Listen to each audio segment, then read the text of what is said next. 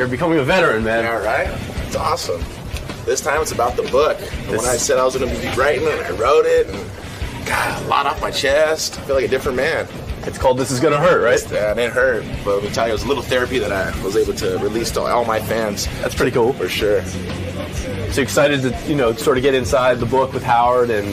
Yeah, there's a lot of things in the book that, I let go, and I look at it as a positive chapter in my life to turn to the next chapter. With my parents and everything. My mother did a lot for me, give me a second chance in life, and in the book it talks about it. Been through a lot of horrible things, and there was 3 choices: dead, in prison, or where I am right now. I'm at Howard Stern, so I guess I'm doing pretty damn good. So I guess I did make the right decision. Cool, man. We'll see you inside in a few minutes. Awesome. Tito Ortiz is here. He dates Jenna Jameson. He is a UFC fighter, you call that? Ultimate Fighting Champion, right? Yes, sir. But I think he's sick of the UFC. He doesn't get paid enough money. I don't think he likes the management anymore. No. Look at this guy. He's businessman today. He's bigger than in a ever. Suit. You look like a businessman. Yeah. What's going on with you? You're like businessman Tito Ortiz. All right. Well, I do own a clothing company, Punishment Athletics, so, Is this one of your suits? Yes. Let me see. Stand up. Let me take a look. Model this. And what's on the tie? Punishment. Wow. You look good. Nice, huh? Thank you. You designed that bro. suit? Or you just pay someone to design that? Both. How you doing, man? Really good, man. Really good. So you're quitting UFC. Is that suicide, career suicide? Or No, I'm not quitting. I'm just moving on to a bigger and better company, I guess you can say.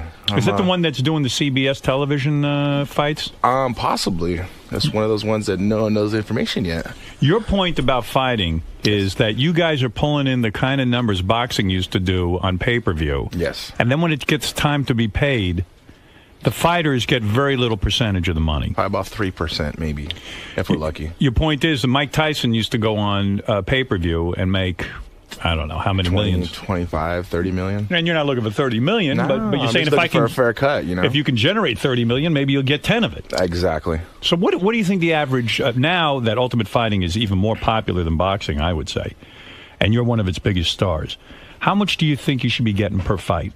It ranges. A percentage of 10 to 20 to 30%. Just a fair share is what we deserved. I think. What'd you get paid for on your last fight? $210,000. $210. Yes. And the guy you fought got $210? No, I think he made maybe $25,000.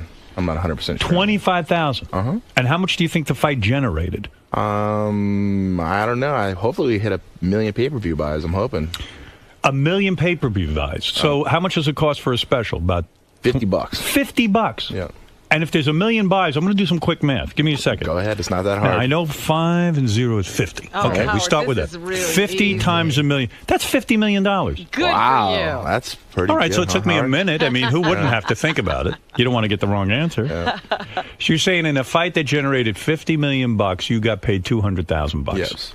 We get a little piece of pay-per-view, but that's just hoping that we do 1 million pay-per-view buys. So then you Good go chance. on the air and you're not afraid of any man, and you go on and you talk about your boss, that guy, what's his name, Dana? I don't remember his name. I really don't. He's at the point of not even mentioning the guy's name. Yeah. Are you guys involved in a lawsuit or something? No, not at all. I'm continuing a different chapter of my life, and wow, you won't even He's mention the guy's name. erased him. Yeah. You're No, gonna pretend you don't remember this guy's name. Yeah, no, he's Howard. I mean, when you used to be at your old radio station, you didn't like the people you worked with either, so that's Right. why you're to a bigger and better place, like Sirius. Right.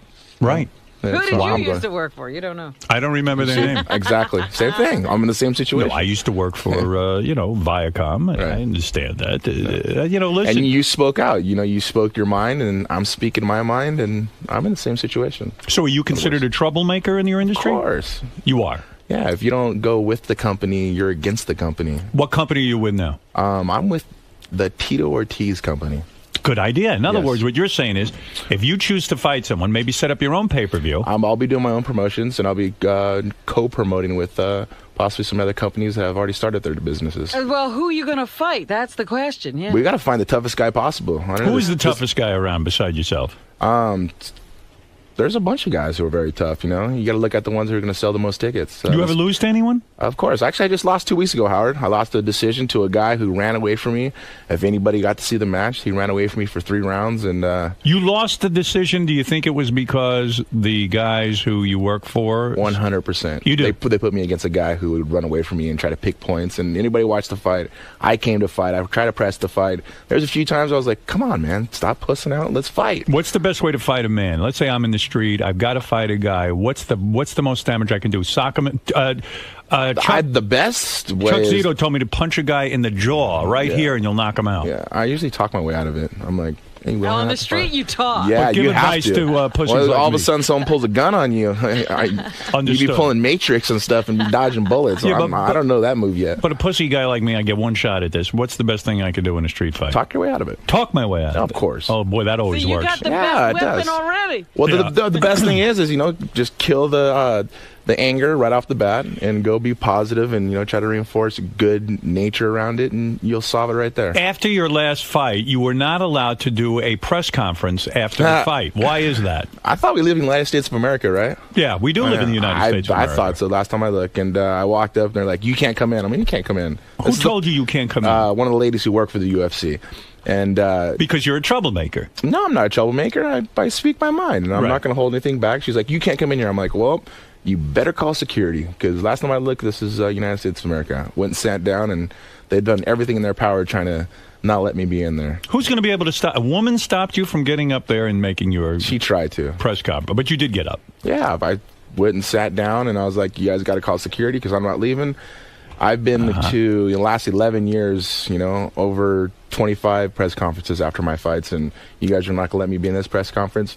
Get security. At the press conference, did you say, I feel I won the fight and that I was given this decision because of my business relationship with the UFC? I didn't go that far. I'm not looking for excuses, I lost the fight, plain and simple. The guy ran away from me the whole time. I tried to, conflict with him and, get a fight going. That's what we came there to entertain the fans who watched the fight. And it didn't come down to that. He ran away, picked his points, and when he scored on me is when I was out of position. All right, fair enough. You're a brave man to get in the ring with anyone. Thank you so much. You, of course, everyone knows you bang Jenna Jameson on a regular basis. It's my woman, Howard. That is your woman? Yes, sir. You are not going to get married to her? Nah, we don't need to get married. No extra pressure. She says she wants to have children, though. Yes, we are working on that. You are? Yes. Why is there a delay? Currently working on Why is there a delay? Yes. Well, this last year we've been very, very busy. So this Too busy to bang? No, that's every day. Come on, Howard. You bang her every day without a rubber? Of course. Okay, and you blow your load inside of her. I take it, right? Crazy, right? You don't pull out. Do you pull out? You do I don't not. know. Do you pull out? No, I wear a rubber because I don't want to get my woman pregnant. I don't want more kids. I've had 3 kids. Now, you're in a different situation. Yes. So what I'm saying is when you're actively trying, you're a man's man, that full load, I know you must have a huge load, a big set of That's balls. what she said, yeah. And you have not impregnated her yet. I would think a man of your stature, a man of your prowess, would have impregnated her on the first try. Right. Much as I did when I had my children. Right. Now, We will. We're working, Is it your problem or Jenna's? I don't think it's either of our problem. It's just, there's a time for God to put us in the right position at the right time. So you blame God? I don't blame God. I blame God for Are anything. you doing the things like taking the temperature every day so you know? We haven't got to that point yet. I'll Right take now, her it's more of temperature. it's a fun loving, as you could say. I see. Right, Yes. you haven't taken her temperature yet. Yeah, no, Believe me, we're good. that can be fun too. Yeah, right. If you can't conceive, will you adopt? I think the next step after that is, going having someone else possibly having a kid for us. Surrogate. Yes, possibly. You never What know. about Robin? It's your I'm surrogate. not a surrogate. Robin, you actually look great. You lost a thank lot of you. weight. You Thank look you very very, much. very good. I'm Now- very proud of you. You made you. you made a statement recently Yes, sir. that you and Jenna are now investigating Scientology. That was you always got to find interest to something, I mean, as a kid growing up, I looked at Mormons, Christianity, Lutherans. I did through all that. Why are you and Jenna Jameson investigating Scientology? You No, told me we- you'd come back here and tell me what you found in your investigation. I found it's a little bit of everything that people believe in. Yeah. So you're not a Scientologist? No. Are you thinking of becoming a Scientologist? Maybe, I don't know. Possibly. Possibly. Wow. It's- E-meters, a whole thing. Have you no, not that much. That's a little too much intense to What it. do you mean? Yeah, it's a little too intense. I know, you know what? I believe in just being a good man, and treating people with respect and help others around you and I think God put us on this planet for that reason. Tito, you've written an explosive new book. Yes, it is I was working on it last time I was on here with you. It's called This Is Gonna Hurt. It's in stores now. I'll tell you about Tito's book signing. I know a lot of fans want to go out and say hi to Tito. Sure. Is Jen in town with you for the book signing? Yes, she is. Will she show up to the book signing? I think she will. What will she wear to the book signing? Will she wear panties? Of course. She's a wild girl. Yeah, she's calmed down a whole bunch. She's a different woman. Oh, she's a totally different girl. Why, in God's name, and do you address this in the book, why did you wait a month to bang Jenna Jameson? Explain respect that. Value. Respect. It's respect value. It's a woman who enjoys sexuality. You can respect a woman and bang her on the first night. Yeah, but it's a big difference, man. He wanted to be different. Different. Yeah. Different. Yeah. That's what they say every day, I guess. I don't know. I never want to be different. No, with me, it's a big respect value, and I respect her a whole bunch. Did she think you were gay because you did not have sex with her? I hope not. Jeez. It probably made her crazy. I'd be the toughest gay guy in the world, that's for sure. Wow. Why, you don't think there are any gay men in the UFC? Of course there is. I think that one guy who I don't like might be gay. Oh, wait, he's married. My There bad. you go. So you're wrong. Okay. Yeah. All right. So you say in your book, too, you cheated on your first wife. Yes. You did. You admitted that. Yes. That's not an easy thing to admit. It was, when I wrote this book, the reason was I had a lot of skeletons in the closet, a lot of built up aggression towards my parents, and it was time for me to get my therapy out. Why the aggression to the parents? Because, at a young age, from the age of 6 to about 13, seeing them using heroin and being around gangs and the stuff that I got subdued to at a very young age, I shouldn't have been there, and I had a lot of anger towards my parents because of what they put me through.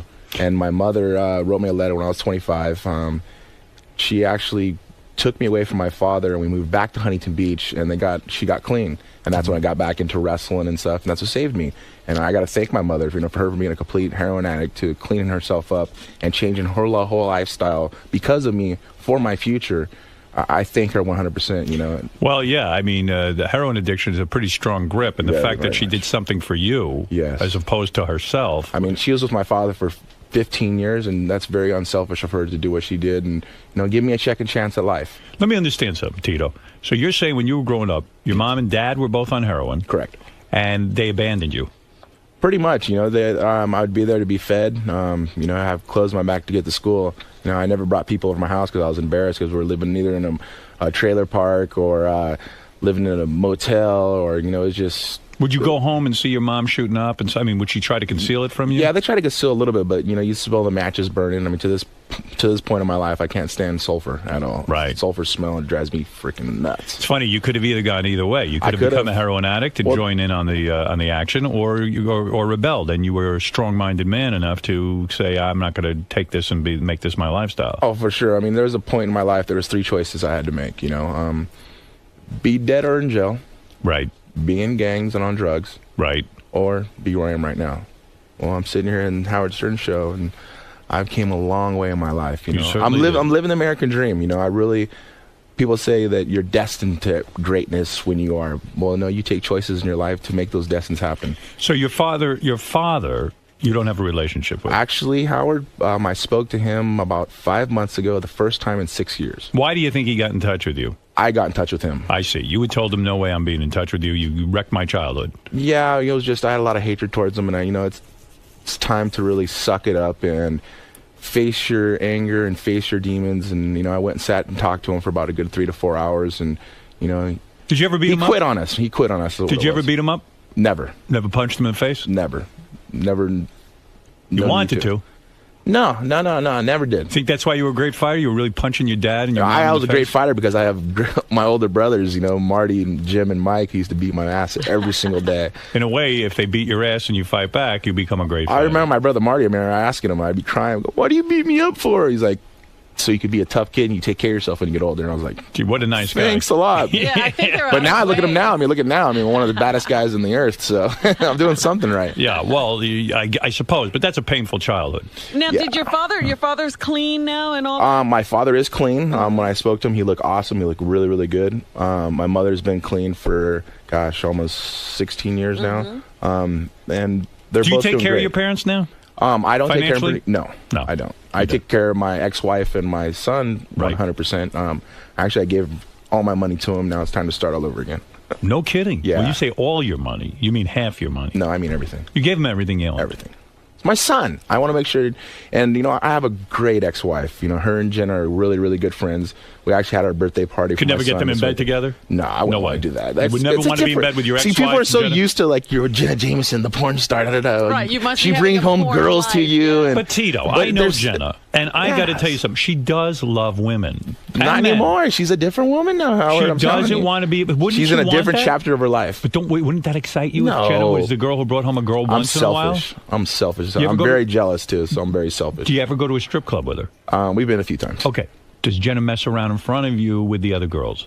No, not at all. You're kidding me. No, I don't buy that. Yes, I'm serious. You're telling me that. We live normal lives, man. We're normal people, Jenna, like I said, she went to a different chapter of her life now, and she's over the whole porn thing. She's retired. She's done, and she wants to start a family and, do the right thing now. And she's an awesome woman. Of course, Howard, you do know her. And I like Jenna very much. Yes. I just would insist that she bring a girl home once in a while. I'm not going to be in a relationship with Jenna if she's not bringing a girl home once in a while. You wanted to be in a relationship with the porn star Jenna Jameson. Yeah. Yes, I do. I think when I first met her, I thought the same thing too, but then that was one of those things to have sex the first night, it would have been over. Do you think, though, she has to act like a super prude now because she was a porn star? In a way, she has to, like, go the opposite way to prove to you? Now all of a sudden, she's a Mormon. No, not at all. You got to understand, I mean, she still wears hot outfits. Jenna's a totally different, she's a hot outfit. She's a beautiful ass. Would she still walk around naked for you and let you look? All the time, of course. Would she masturbate in front of you? We have fun, dude. You do? We're very colder with everything with each other and only with each other. Oh. We have a fun I feel time. about that. It's beautiful love, I mean, we've been together for 2 years now, and Howard said, you're going to last maybe a month if they're at the most. I did. So she still does oral, though, right? She's not against that. Of course. Oh, thank God. Yeah, right? I don't imagine you marry Jenna Jameson and you're in a relationship, and then she says, "Listen, I don't get blowjobs anymore." You're like, "What the fuck is this?" Yeah, right? I'm out of this. Down that shop. I mean, for God's sakes. Well, this is exciting. You got a book. Yeah. The book's doing really good, too. I'm really happy because it was like the opposite side of it. People are so used to seeing the fighter guy that gets in the octagon and the mean Huntington Beach bad boy flipping people off and doing that. It's the kid who grew up. It's the one who grew up. It's your life story. I've lived through a lot, Howard. At a young age. I'm 33 years old. I'm still going to compete and fighting for another 3 more years. But it's a new chapter in my life that's turning over. When you started dealing drugs as a kid, yes, was that because you saw that was the culture you were in? Your parents were exactly. Were your parents proud of you? In a way, heroin. They didn't know. Proud. No, I kept it hide. No one knew about it. Only the people who I dealt with and so forth. I mean, we sold marijuana, and that was, just one of those things. Was to pay rent. Right, I understand. To put food on the table and. I was a thug kid who didn't understand anything at all. I learned everything I learned on myself. How'd you get into Ultimate Fighting though? Like, how did you make that transition from thug kid? I wrestled in high school. I wrestled in college. When I got into college, there's a guy. Got into college because of wrestling, right? Of course. I went back to school. Yeah. I wanted to get educated, and my biggest thing was to be a high school teacher, a wrestling coach. Right. And I wanted to help out with kids. I thought kids were. There's teachers who helped me when I was in high school, so I was like, oh, here's my chance to kind of give back. Right. And I started fighting with actually Tank Abbott. I was his training partner, and they made a new weight class in UFC. That was the very beginning, and it was 199 pounds. I wrestled. Probably got paid nothing in the beginning, and I fought for free. Right, but I'm saying it was brutal, even more brutal, Actually, right? I didn't really get hit until like the 3rd or 4th year in my competition because I was so dominant. You got a nice set of teeth. Are those real? Of course. They are? Yes. You've never had a tooth knocked out? No. Unbelievable. I'm bobbing and weaving. I'm like, you got to move out of the way a lot of positions. Will you know, like Rosie O'Donnell was saying, in show business, you got to know when to get out. In Ultimate Fighting, you got to know when to get out. Oh, of course. Will you know? Oh, 100%. When I start slurring my words and until that time, I guess you're too late. But, I don't get hit that much. So, I mean, there's a big factor that happens there also. I still have about 3 more years left of competition left in me. I mean, I am 33 years old. When I'm 36, I want to be done. Time to get out. Yeah, I'm just signed with William Morris at the beginning of the year. So the theatrical side of it is another, chance of me doing that. Yeah. That and promotions also. All right. Helping other fighters come up and making the next Tito Ortiz. You've had bar fights? When I was 19. What'd the other guy look like when you were done? I choked him out in about 25 seconds. Oh. Wow. Yeah, well, I'd never assault anybody. I used to be a security at a nightclub, and all the bouncers there knew me for, stopping everything really quick. And I never laid a punch on anybody. I would just snap them down, front headlock, choke, and What's the best martial art to learn if you're a kid starting out? Wrestling. Wrestling. 100%. You mean just high school wrestling? High school wrestling. It'll teach you dedication, teach you sacrifice. It teaches you the hard work. What about this Gracie Jiu-Jitsu? And I shouldn't be taking that? It's a big difference. For a kid who's just coming up, I think wrestling really teaches the whole realm of a sport, Right. Teaches individualism because they're doing it by themselves. When you were wrestling, did a guy's penis ever slip out of his jockstrap while you were wrestling him? Never. Thank God. Yeah, Right. no, thank God, right? Tito that will be happened to you, obviously. I know, That Howard. happened to me, and it landed in my mouth. That's what she Tito, said. it was terrible. When's the last time you begged Jana? Jana. Jana. I don't know, Howard. You got to use your imagination on that one. She's a wonderful girl. You always try to pull the best out of me, and I almost give in a little bit just because you're Howard Stern. Well, Jen ever put a finger up your ass? I don't know. Do you like that? You want to know something? It's not my thing. I tend to clench up. Really? I'll be honest with you. I did too. You do. You don't like it. No. It's not your thing. You're not that crazy, are you? No, I'm pretty crazy, but not that crazy. You're pretty conservative sexually. No. No. No. What the hell are you doing? Yeah, right? I got that great montage Kama Sutra. Look at you. Tito, I wish you luck with the book. It's Thank a you so very much, honest Howard. book, and Yes. I appreciate you writing it. This is going to hurt.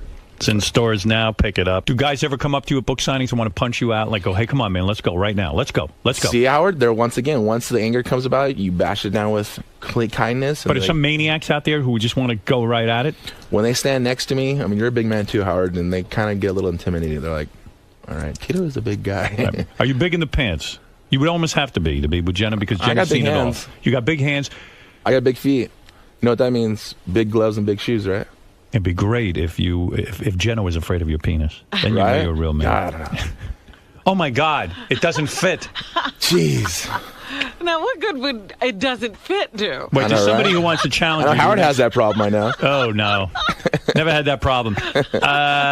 There's a fighter on the phone who wants to challenge you. And I think this would be an great. excellent. Telephone tough guy. All right, let's talk. Go ahead. Hey, Tito, how are you? Really good, my man. All right, now, I want to challenge you in a fight. And whoever wins will fuck Jenna Jameson. Oh, my goodness. well, Oh, great. you mean Jenna would be the I got a prize. bigger dick than you. You're a pussy. I know I can fight you in the cage. All right, high pitch. Gay Ramon, you're on the air. Go ahead. Yes. Hello? Yes. Gay Ramon. Hey, oh my God, Tito, I'm a big fan of yours. Thank Hey, have you ever had your asshole eaten out by another man? God. Tito doesn't go that way. No, I don't go that way yet. Do you think about Tito when you're with when you're? Howard, I have fantasized. He wouldn't be the only man, that's for sure. Are men attracted to you, Tito? Yeah. Yeah. Has a man ever hit It's on cool. you? A couple times. A couple of times? Yeah, it's not a big deal. I have actually a lot of gay friends that are friends, and I don't swing that way ever, never, Right. ever a thought or anything like that, but you gotta be respectful towards people. Gay Ramon, can you finish right now listening to Tito's voice? Oh my God, I fantasize him beating the shit out of me, Howard. You like that? What, Marty, where are you? Get on Yes, the mic. go ahead. Yes, sir. I fantasize about Tito beating the shit out of Gay Ramon, too. You're horrible, Artie. All right, listen, go see Tito. TitoOrtiz.com is the place to get all your Tito information. Yeah. And by all means, get the book. This is going to hurt. It's in stores now. Tito, great. Always seeing you. Yes, Send my love thank to you. Jenna. Of course. And I mean all of my love. I You gotta know how say, I am his with book, as someone who struggled with heroin, that. Yes. it's so hard to break from that. And I think if my mother did that for me, that really is like that's a touching thing. And it was really hard for my mother, Yeah. to accept that because all of her friends don't know nothing about the past and the history. They know nothing Right. about. And I told my mom, you got to understand, Mom, there's a lot of kids who are lived the same type of life I did. Now I want to think they have a chance to live. Right. They look at Tito, they see, oh yeah, the guy who's a fighter, a champion, driving around nice cars, beautiful girlfriend. But they don't see what got me there. Right. And now they see they have a chance. Well, maybe they have an opportunity to do something like this in life. Book And is somewhat inspirational. Yes. All kids, please listen. Go to school. Getting Right. educated is the number one thing, I believe, 100%. You bet. Max, you're on the air in Portland. Go ahead. Hey, Howard. Hey, no. Hey, Tito, why can't you admit that Lyoto Machida was just the better fighter that night? He was a better fighter that night. I never didn't. I mean, look admit at it all. the pictures on the internet, bro. Your face is all fucked up. Really? Oh, yeah. mean, I only you got need- like 5 stitches. I was fine though. Which fight is it? The one you're talking Yeah, about? the one I did. I just fight. lost Yeah. last week. The guy ran away the whole time. People will watch it. They'll see. Dude, it's cool. I dude. fought. I came out. I fight, and he didn't want to fight. It was fun. It was just an opportunity for When Dana this guy to hold says it your down. face was messed up, is he lying? I don't know. It's been a week, Howard. Look, Do I look pretty good? You look pretty Yeah, good. you don't Awesome. even look like you were in a fight. Yeah, right. Travis, you're on the air in Las Vegas. Go ahead. Yeah, I totally disagree with that last caller. I thought Tito won rounds 2 and 3 against Machida. I mean, Machida fought his fight, but Tito's still a beast. He about choked him out at the end there. Yeah. And Tito, you know, I got to correct you, you know, and I'm an honest guy. You know, I think Luita won the match, you know, fair and square, I believe. I did have that triangle at the end, almost got him, but right. You know, for him running away, you know, this is ultimate fighting. This is fighting that really, it's a one-on-one competition that they need to compete against each other, not get 1 point and run away. How Machida is doing, and I think I let a lot of fans down by doing that. But I appreciate your support, man. Trevor, go ahead in Bakersfield, California, with Tito Ortiz. The book is called "This Is Gonna Hurt." Bakersfield. Hey, Tito, I had a question for you. Since everybody in the UFC kicked your ass, what are you going to do? Go over to WEC, maybe become a superstar or something? No, actually, I believe the only person left there was Chuck Liddell, and Machida, the one that beat me. So, hey, I got to give it to you, but Machida ran from me the whole time, man. Yeah, well, there you go. So people seem to generally agree with your assessment. This is not just bullshit. You're believe me, it was, and it was a tactic on the president's part on UFC of give me someone who's going to run and strike, who's not going to stand in front and punch with me. Part of the fun of the UFC is that you guys are just going at it. Yeah, that's what guys buy pay-per-view for. That's why they buy a Tito Ortiz pay-per-view, because they know I'm going to bring the fight when I fight. You bet. All right. TitoOrtiz.com, the book, This Is Gonna Hurt. Thanks, Tito. Great awesome. seeing you again. Without a doubt. Come Thank see you us so much. again if you would. Yes, for sure. Tito. So that went pretty good. Some heavy stuff, man. Yeah, you know, it's my life. You know, I've lived a interesting life, a very self-told story that I'd either be dead or in prison or here on Howard. And I'm doing something right, so, you know. Right, you mentioned that Howard's sort of like a benchmark to measure your success. Oh, for sure. I mean, Howard's the best talk radio in the world, man. So to be here and to overcome everything that you have is... And I look back at my history, 11 years of competition and fighting, but I'm still going on to bigger and better things. And I'm really proud of my book that we wrote. And, hopefully a lot of people take something out of it, of an inspiration. And that's the biggest thing of all of it. Cool, man. Well, thanks for stopping by and good luck with the book, man. Without a doubt. Thank you much, guys. Howard Stern.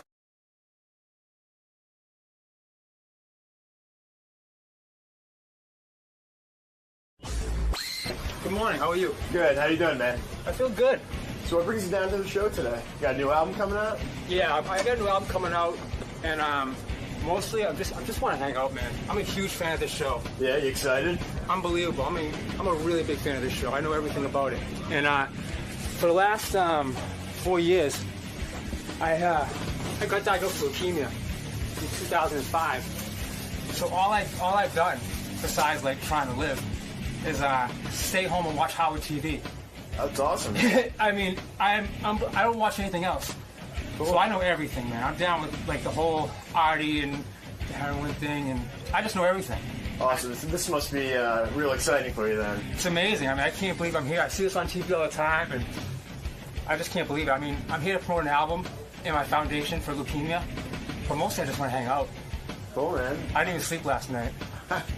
All right, man. Well, have fun in there. Have fun in there today. I will. Thank you.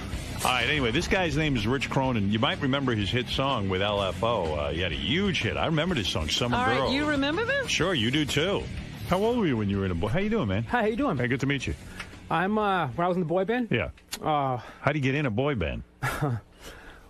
Well, first of all, when that song blew up, I was 24 years old. Right. So you were pretty old for in the boy band. Yeah, I was pretty old. You were no boy. No, I wasn't. That old boy over there. Here's a tissue. Sorry. He's snotting all over the place. Sorry about that. Yeah, calm down. When that came out, I was 24 years old. 24? And how old were you when you got discovered for the boy band? 20. Yeah. And what do you have to do? You have to audition and stuff? You have to, like... No. Actually, I'm from Boston. Yeah. And I know, we could tell. Sorry. That's good. No, I think the accent. I'm sorry. One of my friends and I, for some reason, he went on tour with the Backstreet Boys, right? Who were nothing. Right. And he was always talking about, we got to get with this guy, Lou Pearlman. Right. Lou was this guy. There was this guy, Lou Pearlman, who was this, incredible producer, if you will. Well, what happened with Lou? Because I knew Lou. Lou used to own Blimps or something. I don't know how he knew about the music business, but after New Kids on the Block, he just got this idea to put together a boy band. I mean, he had a lot of bands. He had, what was Justin Timberlake's band? Yeah. He had NSYNC, he had Backstreet Boys. He had, my group, we sold LFO. 4 or 5 million records. And E-Town. O-Town. O-Town, whatever it was called. he never thought anything was going to blow up. And then when the Backstreet Boys blew up and NSYNC blew up, and then, we started to blow up, not as big as them, but we blew up. He bought a fucking house that was incredible. It wasn't even a house. It was a hotel. Right. On this incredible lake. He started buying Bentleys. He had a $250,000 Rolex with diamonds all over it. Meanwhile, he's stealing all my money, everyone's money. Yeah, so we you all never, knew it. You never got paid? I didn't get paid anywhere near what I should have. Really? Nothing. Well, and like, didn't your parents or somebody step in, or your accountant go, hey, wait a second, we're not getting paid? We were always on TRL. Right. We were always, starting to sell a lot of records. Yeah. And I started to say, well, where's the money? Right. And it was like, it was just nuts, man. The guy was such a creep. And Did you make I know enough the money? Backstreet Boys had to sort of legally get away from him because he was, Yeah, so did the NSYNC. contracts were so ridiculous. And Sync had to leave. Everyone left him. Did you end up making any money? Yeah. Did you become a millionaire? No. Not a millionaire. Wow. And I should have made like at least $2 million, $3 million. Wow. Right. Easy. But Yeah. see, here's what it was. I wrote all those songs for LFO. Right. I wrote like Summer Girls and all of them. Right, so that's your publishing and all that. Yeah. So when that song blew up, I thought, well, wow, I'm gonna get a publishing deal now. Right. He offered me $20,000 for my publishing. Oh, my God. Did you take it? Well, I was thinking about taking it. I was Yeah. like, holy, I never had $20,000. I Right. never had any money. In one lump sum, yeah. No, never. I was excited. Oh, he's a real Colonel Tom type, yeah. And so one of my friends said, are you going to take $20,000? I said, yeah, it's a great deal. He goes, you could make a deal for $500,000 tomorrow. Right, just on that song. So he schooled me to this publishing thing. So I was like, I got to do this. Thank God And, you didn't sign away your publishing. No. So I started saying, hey, let's get some publishing deals. So I put a lawyer out there. Yeah. Next thing I know, the lawyer's like, oh, I can get you a publishing deal. I can get you $750,000. Right. Next thing you know, another song came out called Girl on TV. Went top 5. And now I can get like close to $1 million. Right. Next thing I know, he comes back to me and goes, Rich, your publishing has been sold. Oh, So what do you wow. mean? What He do you says, mean? yeah, Lou sold your publishing for $1.2 million to Jive Zomba. Oh, my goodness. Wow. So he could do that without your signature or anything? When I first signed the contract with him, yeah. He I did signed it away. That's Wow. that's what I'm saying about those contracts. He had people signing. They were crazy. Yeah. He owned everything. You must have nightmares about this. I had to go through lots of therapy. Right. I went crazy. I mean, I wrote some big songs, and You must have some good therapy because... No, I don't. You're still here. Yeah. I know. I went crazy. Wow. I mean, the guy was awful. But Oh, that's awful, besides all this money stuff, the guy was he was really a creepy guy, man. Like, I met him once. I had him on the show once with some band. You did? Yeah. That was O-Town when they were O-Town, being yeah. put Oh, yeah. on MTV. He came in here with the band. When I got a hit song, the song went #1. Right. He bought me a Navigator in 5 minutes. He's like, walked in. He goes, yeah, you got a Navigator now. Yeah, of course, because he was busy stealing your publishing. He stole my publishing. He charged me for the Navigator. The guy's a fucking asshole. I got you a Navigator, but you're gonna pay for it. That's right. I just Oh, bought he didn't your tell me that, car though. Yeah, right. that Oh, you no. have to pay for. You thought it was a gift. Yeah, about 6-7 months later, I found out he's fucking charging me for this Oh, thing. my God. The guy's awful. Yeah, you know but- what, dude? I'd rather have my money and I'll go buy my own Navigator. I'll just decide what kind of car I want. Yeah. Well, I said, I want to get a Navigator. He said, well, let's go get it. And, It wasn't all bad, though. You got to date Jennifer Love Hewitt. You went out with her for a long time, right? yeah, 2 years. You banged her for 2 years. Yeah. And She's you hot. had some hit records. Yeah. Who took the hit? She's hot. She is hot. How'd you get her? I met her at the Blockbuster Awards. Oh, no kidding. And I wasn't, we weren't really mega successful. But we Right. still had 3 big hits. Right. And at this point, we had no hits. Right. I was just there. And she wants to be a rock star, too, doesn't she? She wants to be a singer. Right. Right. So she I probably think she figured, put out an album. probably figures she'll fuck you a little bit. Maybe you'll write her a song. I don't even think so. I think she just saw me then. And this is going back 8 years now Right. or more. And, we had the same publicist. Right. So I started to talk to her. And I couldn't believe it. She kept talking to me and talking to me. She was actually interested. Right. And she later on that night, after the Blockbuster Awards, she gave me her number. Wow.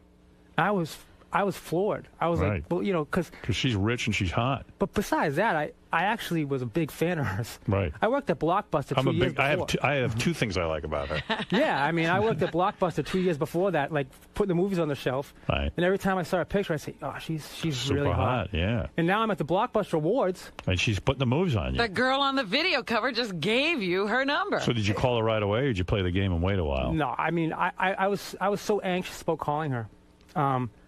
I couldn't. And then I actually got a notebook and I wrote down all these subjects. Like, so you okay, needed crib notes. Oh no, I had the paper was there. I was Shit like, to talk about with Jennifer Love so Hewitt. when there's a quiet point, I'll talk about this. Right. And this, like, I couldn't imagine there being any quiet points in the conversation. Right. I would be awkward silence. So I actually called her up, and Right. she answered the phone. Wow. And we talked for like 2 hours. Did you use your notes? Oh, absolutely. I mean, there was no way. You went through all 2 pages. 2 hours. That's a lot of notes. No, really. I mean, Yeah. and the whole time I'm thinking, this is Jennifer Love Hewitt. Right. I was a big fan of hers. Right. So what happened? Did she go out on a date with you or something? About a month and a half later, No. she says, why don't you come out to L.A.? Now, mind you, I had no money. I was negative money. Right. I didn't have a cell phone. You'd have to go to Lou. Yeah, it's like, how do you Exactly, You I have did. to play with Lou's dick. Dude, it's awful, right? So, Yeah. so Lou goes, I got to get out to L.A., Lou. Love wants to see me. Lou was like, oh, this could be good. He goes, Right. come out to L.A. with me. I was like, when are you going? He goes, this week. Right. He goes, come with me, because I'm shooting my movie out there, which is another story. But so I go out to L.A. and he goes, you can stay in my hotel with me. Oh God! Oh, no. I have a And big your roommates. I have a big suite. So anyways, I went. Right. And I was like, okay, I got to go. So I'm getting my clothes out real fast in the room. It was a Right. big suite. Uh-huh. And I Did you like, see you naked or something? No. No. And I said, all right, man, I'm out of here. And the publicist picked me up, and we went to Love's house. And it was really weird. Like, A nightmare. it was really, I was awful. Yeah. It was really weird. What is Jennifer Love Hewitt wearing when you show up at her house? She was wearing like a ballerina dress Really? with like a unicorn in sparkly, like Oh jeez! bedazzled. What's her problem?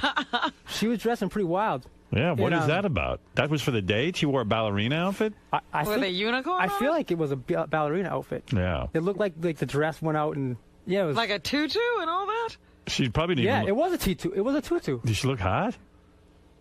She looked hot, but I just thought the outfit was completely out of Inappropriate. control. Yeah, right.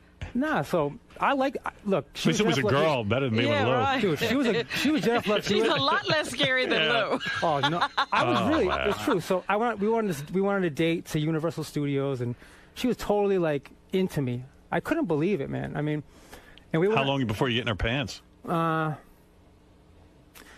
Well, she asked me to stay at her house that night. Wow. Thank goodness, because that meant I no did- Lou hotel room. I know, it was amazing. Did you bang her? Not that night. I didn't even go to her house. Why? I was trying to play it cool. Yeah, that's She crazy. lives with her mother. Right. So I was like, I just was freaking out so bad I couldn't spend the night. I couldn't do it. I was like, Plus, you didn't have your notebook with all your notes. I couldn't talk Right. to her anymore. Right. I didn't know what to say. So I Right. was like, fuck, I got to regroup, think about this shit all night. So I said to my publicist, I was like, hey, can I stay at your house tonight? Right. He goes, yeah. What, you don't want to stay with Lou? I was like, no, I don't want to stay with fucking Lou. Lou. He's like, all right. So Love says, well, if you can't stay at my house tonight, I want to pick you up in the morning. I Yeah. was like, yeah, what time? She goes, I'll be there at 7 in the morning. Oh Beautiful. my goodness! She's into it. So I was like, holy shit. She goes, because I have an audition, and I have to get my hair done. So I'm like, So you're just gonna hang out with so her I'll while she fucking runs? go. Yeah. Right. What else you got to do? Nah, so that's why I was out there for her. But that's not a lot of time to study your notes to figure out what Well, they're you talking write about. while she's having her hair done. So Right. no, I had to sit with her. Oh. And I was like, Man. I was thinking about all this shit, dude.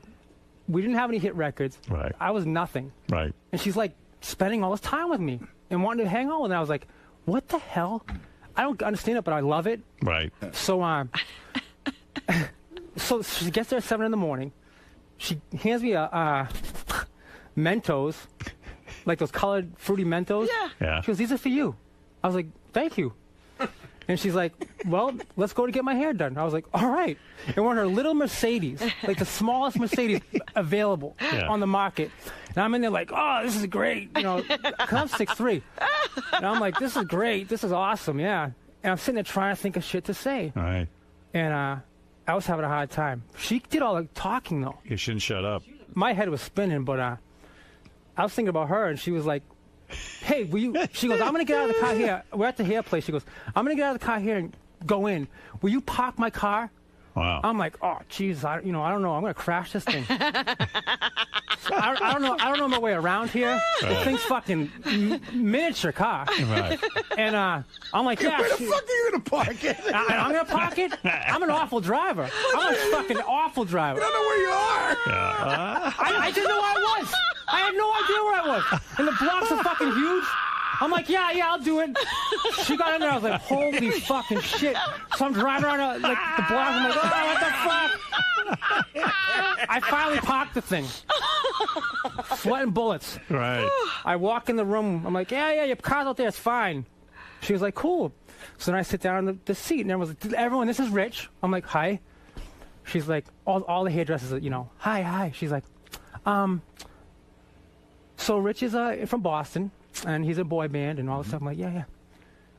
We were there for like 3 hours. And she was looking at like magazines and going, oh, Tom Cruise looks amazing and all this stuff. I mean, it was bullshit. Yeah. Hey, what did you expect her to talk about? I don't care what she talked about. I was just like, fucking Jennifer Love Hewitt. So that's weird when you realize with most broads like that, you're making notes on what to talk about, and you realize they're just morons. They're just gonna keep talking. Yeah, she's not gonna shut the fuck up. I'm just gonna say yeah. So then after that, we went to a coffee shop, and then she went to an audition, and it was just. That must have been some audition. Probably sucked. No, it was for what was it? Archie. The Archie movie that never came out. Archie and Veronica? She's going to play Veronica. She was supposed to play Veronica. She didn't even get it. No. Yeah. So I wrote a song called West Side Story. I said Veronica. It was about a girl named Veronica. And I was so lame. Yeah. I was so lame. I wrote all these songs about her, like encrypted, like to her. Right. I was fucking lame, dude. Oh, stop. What was it like banging her? Like when you were banging her, you were like, oh man, I can't believe I'm banging Jennifer Love Hewitt. When that happened. And you must have come in 2 seconds, huh? Well, she made me wear 2 condoms. 2? Yeah. How do you get 2 on? One for her, one for her mother. No, Wait a second. You're telling me, because you know what? I heard that's dangerous. They're more likely to break that when you way, wear yeah. two. I heard that too. Yeah. I heard It's that. hard to do that. I didn't hear it then. Yeah, by the way, this is, in case you don't just tuned in, this is Rich Cronin. He's got a new album out. I'll tell you about that, $1 Billion Sound. Available at richcronin.net. He ought to just put these stories on. Yeah. I wrote a book. Really? You got Good. a book too, right? Well, I don't have a. Yeah, I wrote a book. Yeah. Can you get it anywhere? Or? I'm gonna try. Yeah, No, you'll you get haven't it. got a You'll get publisher it. yet? Yeah. I You haven't got, even tried. God. You got some good fucking stories, This is dude. amazing. I have so many stories. And you but, had leukemia too, right? You just got over that. I had awful leukemia. I got this. It was called AML, and I just went to the doctor one day. I was losing weight, and my father was really nervous. I was home. I was living in Orlando at the time, and I went to visit them.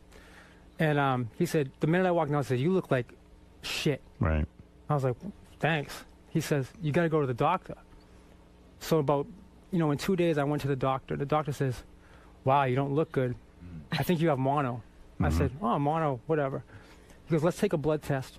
And they took the blood test, and I had leukemia, AML. Cancer. Awful. It's supposed to kill you in 8 weeks. How'd you beat it? I don't know. How long ago was this? 2005. I got diagnosed. Are you all right now, or you? I am. I don't have it. So what happened Gone. was It left you.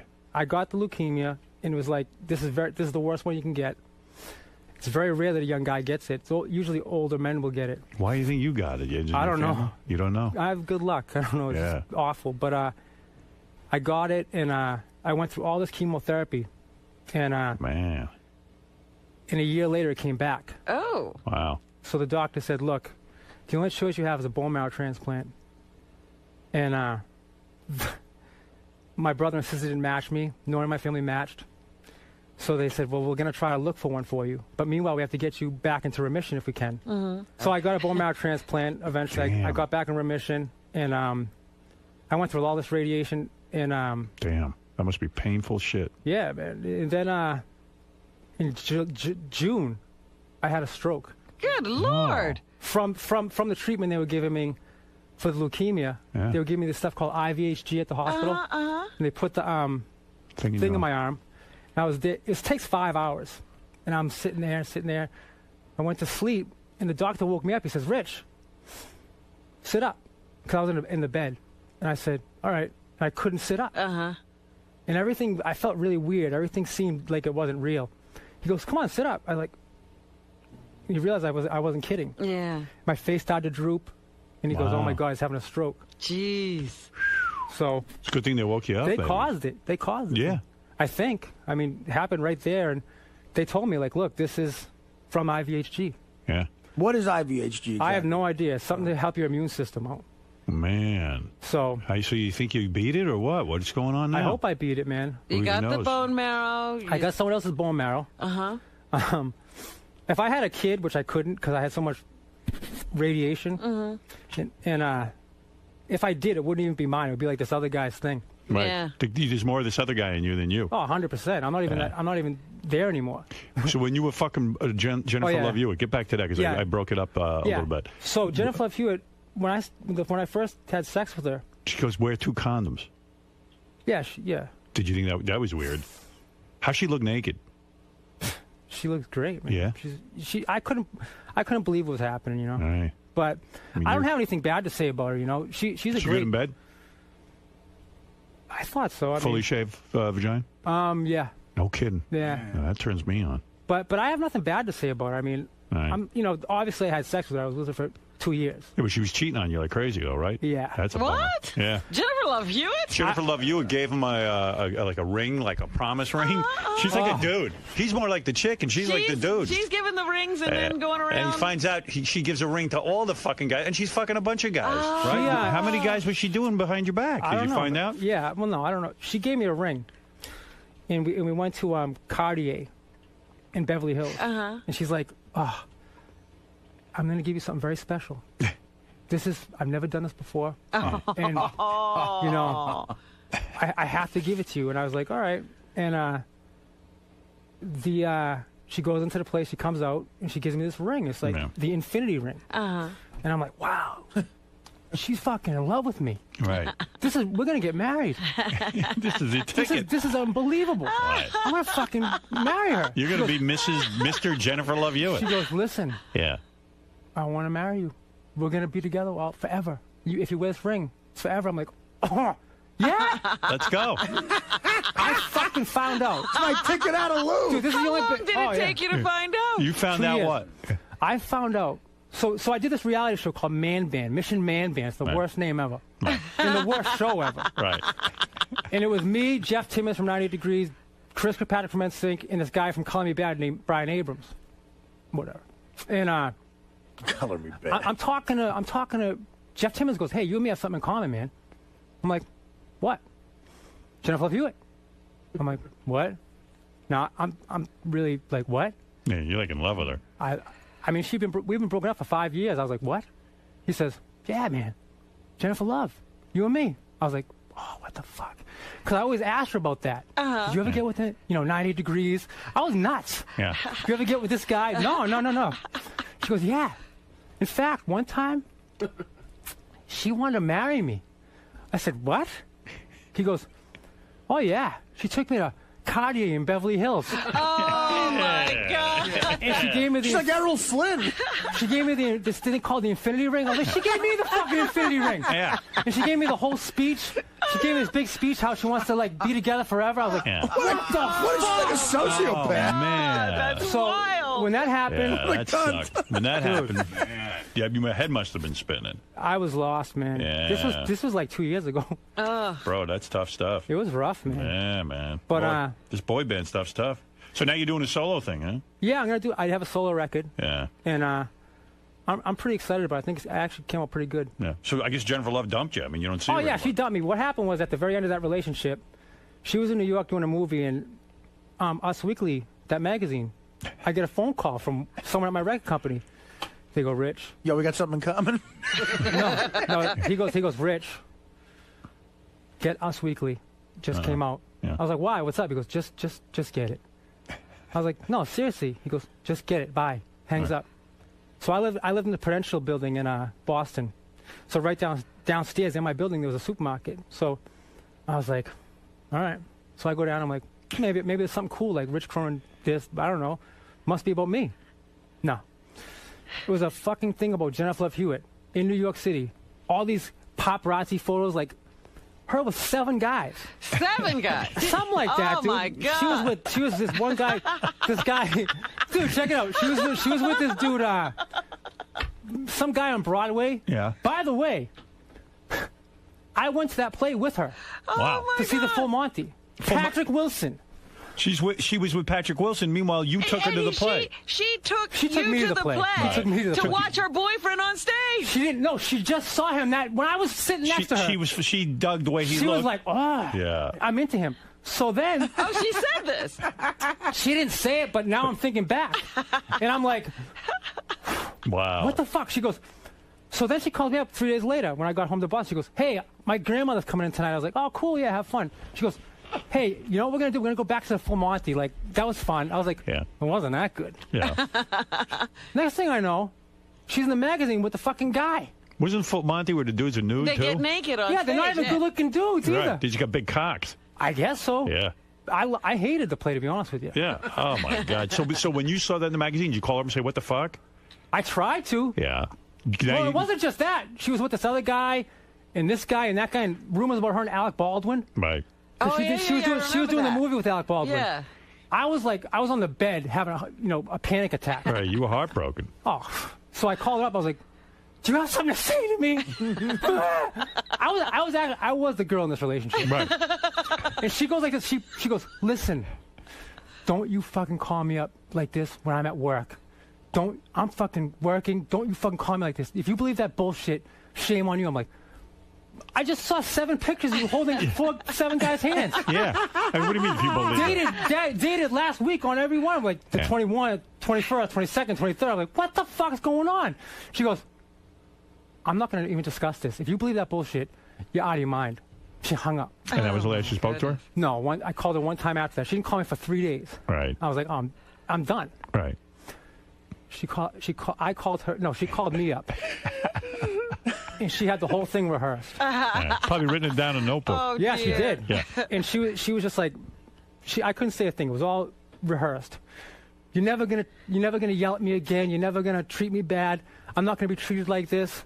Yeah, putting it all on you. You know, Meanwhile, she's it was cheating. all on me. And she goes, I'm out of this relationship. Yeah. Goodbye.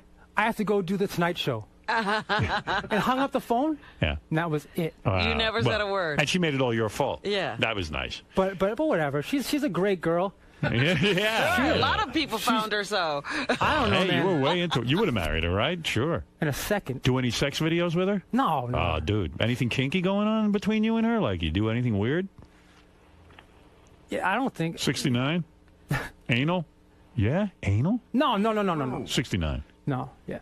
Yeah, I would do that with her. I'd totally 69. I just, Does she eat ass at all? No. No. Too bad. She ain't that crazy. No, she wasn't. She was, again, she's just out there doing her thing. That ain't the type of broad that would have stuck with you through the leukemia, I'll tell you that. No, I don't think so. Yeah. But honestly, do you have a dirty little name for her in bed? Missy, I call it. Missy? I called her thing Missy. A pussy. Yeah. Why don't you just call it a pussy? That's very I don't think she liked that. Yeah, she likes Missy. Yeah, Son whatever. of a bitch. I'll use that if I ever get her. She was Tell her you don't want any infinity ring though. No rings, baby. Where's Missy? She was really, but honestly, like That Missy must be tight. she was out there doing her thing, and She sure was. I don't know, man. What's her deal now? Is she like working now? Or something? Yeah, she has a TV show. She's the ghost whisperer. Yeah, she whispers to ghosts. On CBS. What? It's a hit show, though. It's a hit It show. is. It's been on for a few years. All right, so anyway, the new single now from Rich is from his album $1 Billion Sound, available at richcronin.net. Also, for more information on Rich's Leukemia Foundation, you go to richcroninhopefoundation.com, charity thing you're involved in, right? Yeah. And here's a little bit of your tune, your new one, right? Yeah. Anything about Jennifer Love in this, or no? Yeah. Yeah? Really? so. Well, you still hung up on her. Yeah, a little bit. No. This song's about what happens during the whole boy band thing. Oh, yeah? Yeah. What to do? They say hindsight is 20/20, and that's plenty good advice. But in time, we all roll dice.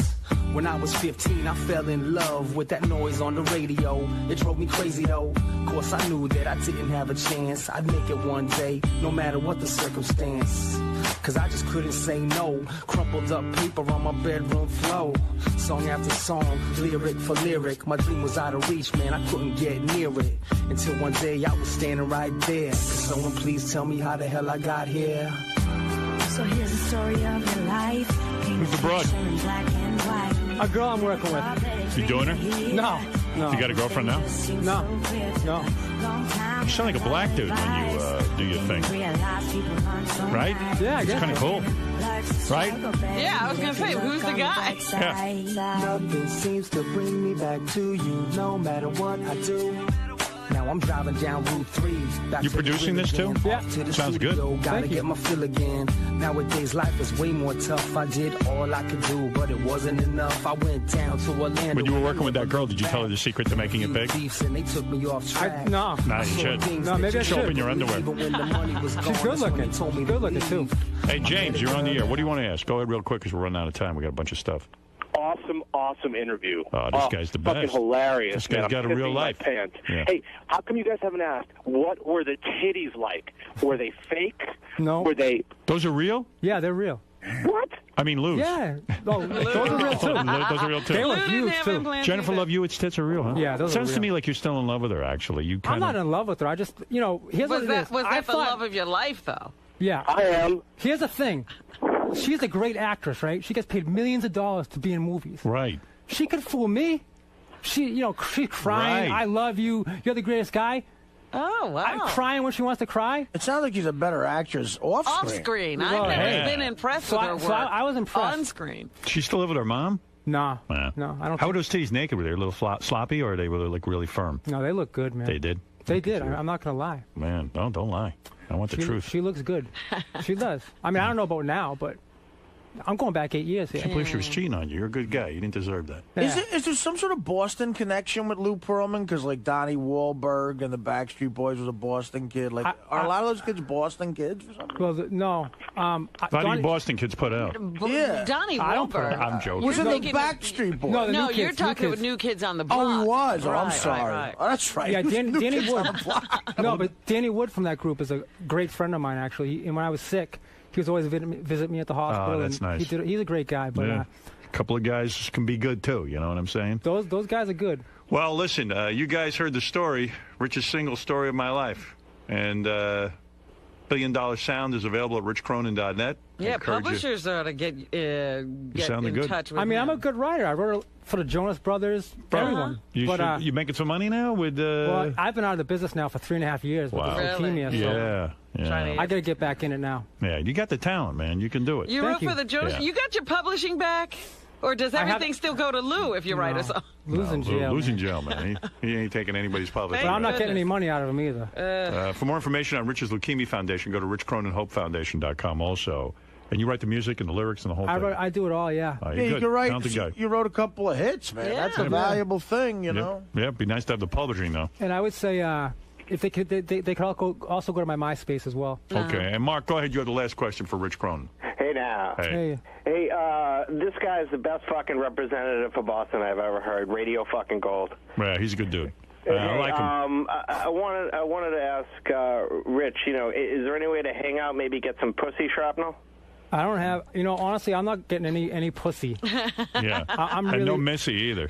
I have nothing. Yeah. But if you have any pussy, I'd like to hang out with you. Anybody got any pussy? Get in touch with Rich through the Rich Cronin Hope Foundation. Yeah, because Rich Cronin, good guy, man. Thank you. Glad I got to meet you. Kid Chris always tells me about you. Said you're a great guest. And he Kid was Chris, right. Kid Chris is a great guy. Yeah, he's a good friend of mine Really too. supports nice, me. Yeah, nice guy.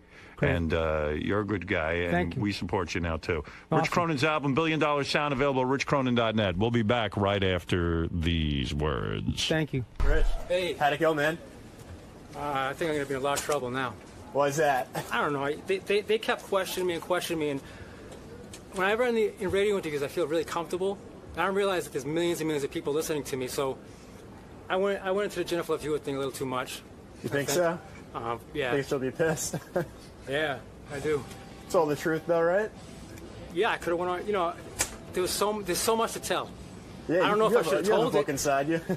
I don't know if I should have told it. I'm really regretting that now. Really? Which part?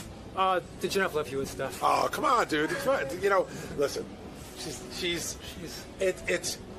sound like you really liked her a lot, but she really sort of screwed you over, and you know.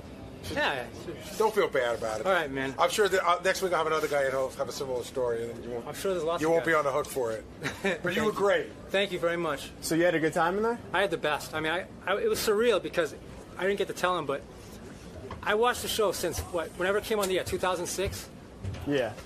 I watched it from like that day it came on TV. I ordered it, awesome. And I was sick. You know, I couldn't do anything, so I've watched this shit. You guys, I know all you. Lisa G, Ronnie, I know all of you.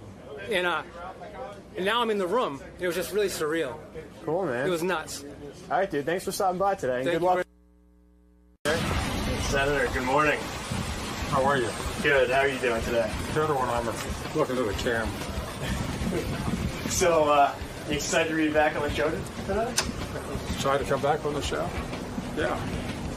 What are you going to be talking about with Howard? Politics? Oh, I said think about 20 minutes. What's that? What are we going to talk about? About 20 minutes. About 20 minutes? Maybe 30. I'll let Howard ask. I'll let him ask the questions, since I know he likes to run his show. What do you think he's going to want to talk about with you? Oh, he'll want to talk about Obama. He'll want to talk about my primary race. He'll want to talk about what trouble I got in voting for the stimulus. He'll want to talk about card check and changing the baseline on union representation. He'll want to talk about sex. He'll want to talk about girls. He'll want to talk about anything that comes into his mind, which is a broad horizon. And you're ready for it all, right? Yes, sir. All right, we'll see you in there. I've been on the show before. I know what to expect. Senator Arlen Specter is here, a United States Senator.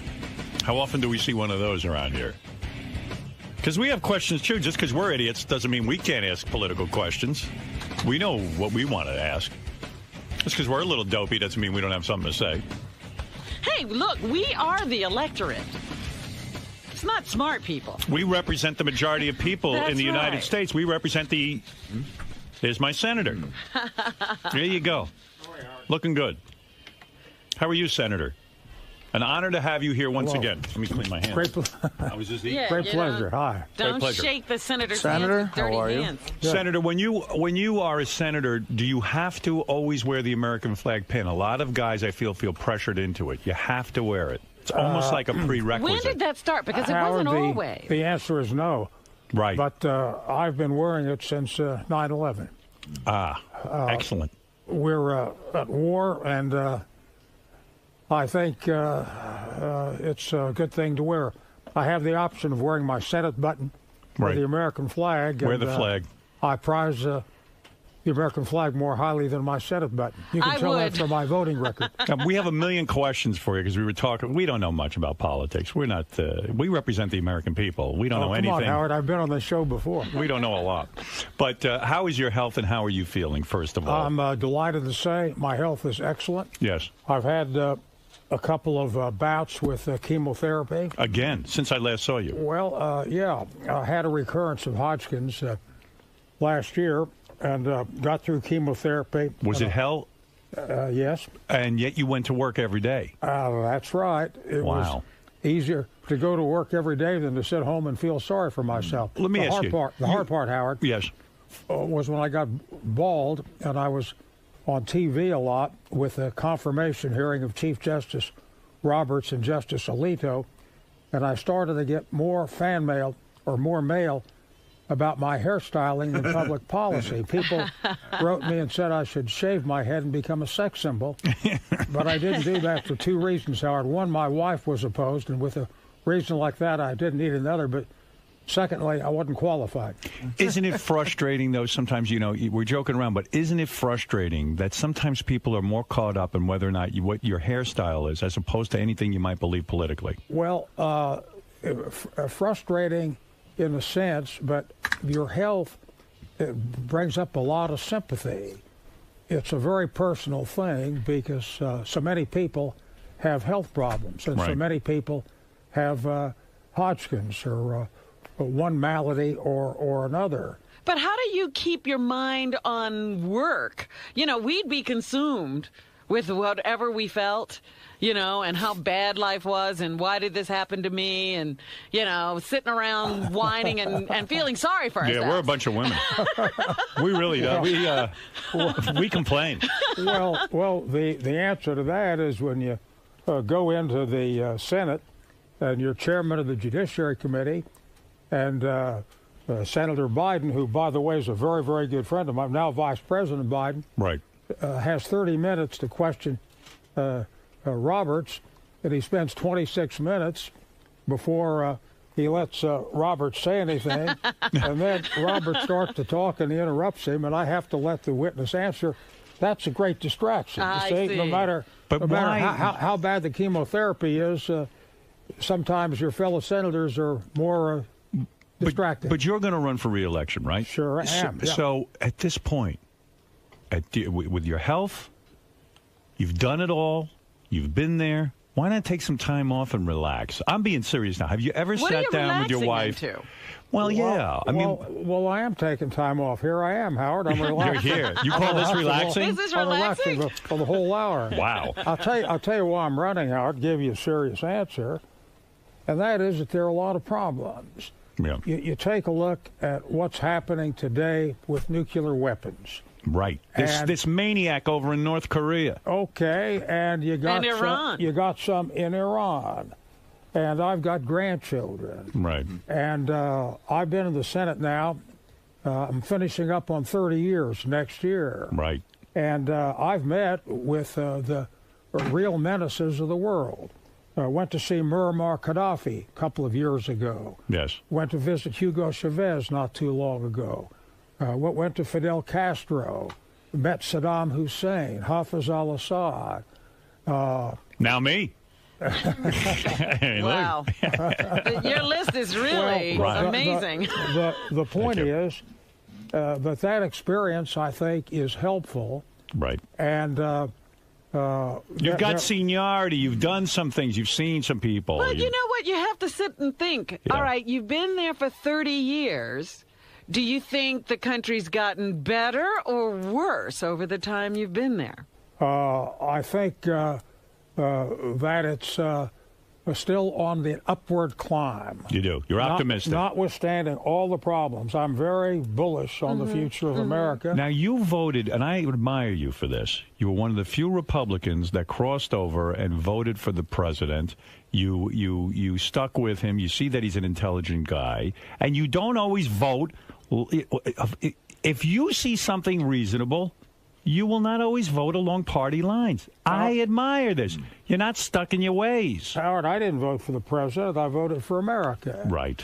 I voted for America because I believe that the economic situation is so perilous that we could have a 1929 depression. That's right. But are there people you must see in your own party who would like to see the country get worse just because it would politically serve their purposes? That crackpot Rush Limbaugh. Creep. Right? I never attack prominent radio personalities like Come Howard Stern. Let's go. Like Howard Stern or anybody else, or people who buy. You okay with Limbaugh? You like him? Do I like Rush Limbaugh? Limbaugh, yeah. Yeah, I like him. You do? Yeah. You met with him? Yes, I have. Is he a crackpot? You met with another nemesis. No, he's not a. He's an enemy of the country. No, he's not. He's expressing his opinion. He wants the president to do poorly. Wait a second. Howard, I once heard someone who criticized you. Well, you don't see him around anymore, do you? Don't ask where he went. Senator, wait a second. In all seriousness, he wants the president to do poorly? Listen, I never voted for Bush, but I always wanted to see him do well. I'm an American. I want my president to be successful. Who says I don't want my president to do well? Well, that's anti-America. I haven't heard Rush Limbaugh say that, but there's a lot of talk which is provocative. Yes. There's a lot of comment. You fellas, and I know this doesn't apply to you, Howard. Of course not. Probably doesn't apply to Rush. Right. But some of these talk show guys want to attract an audience. Oh.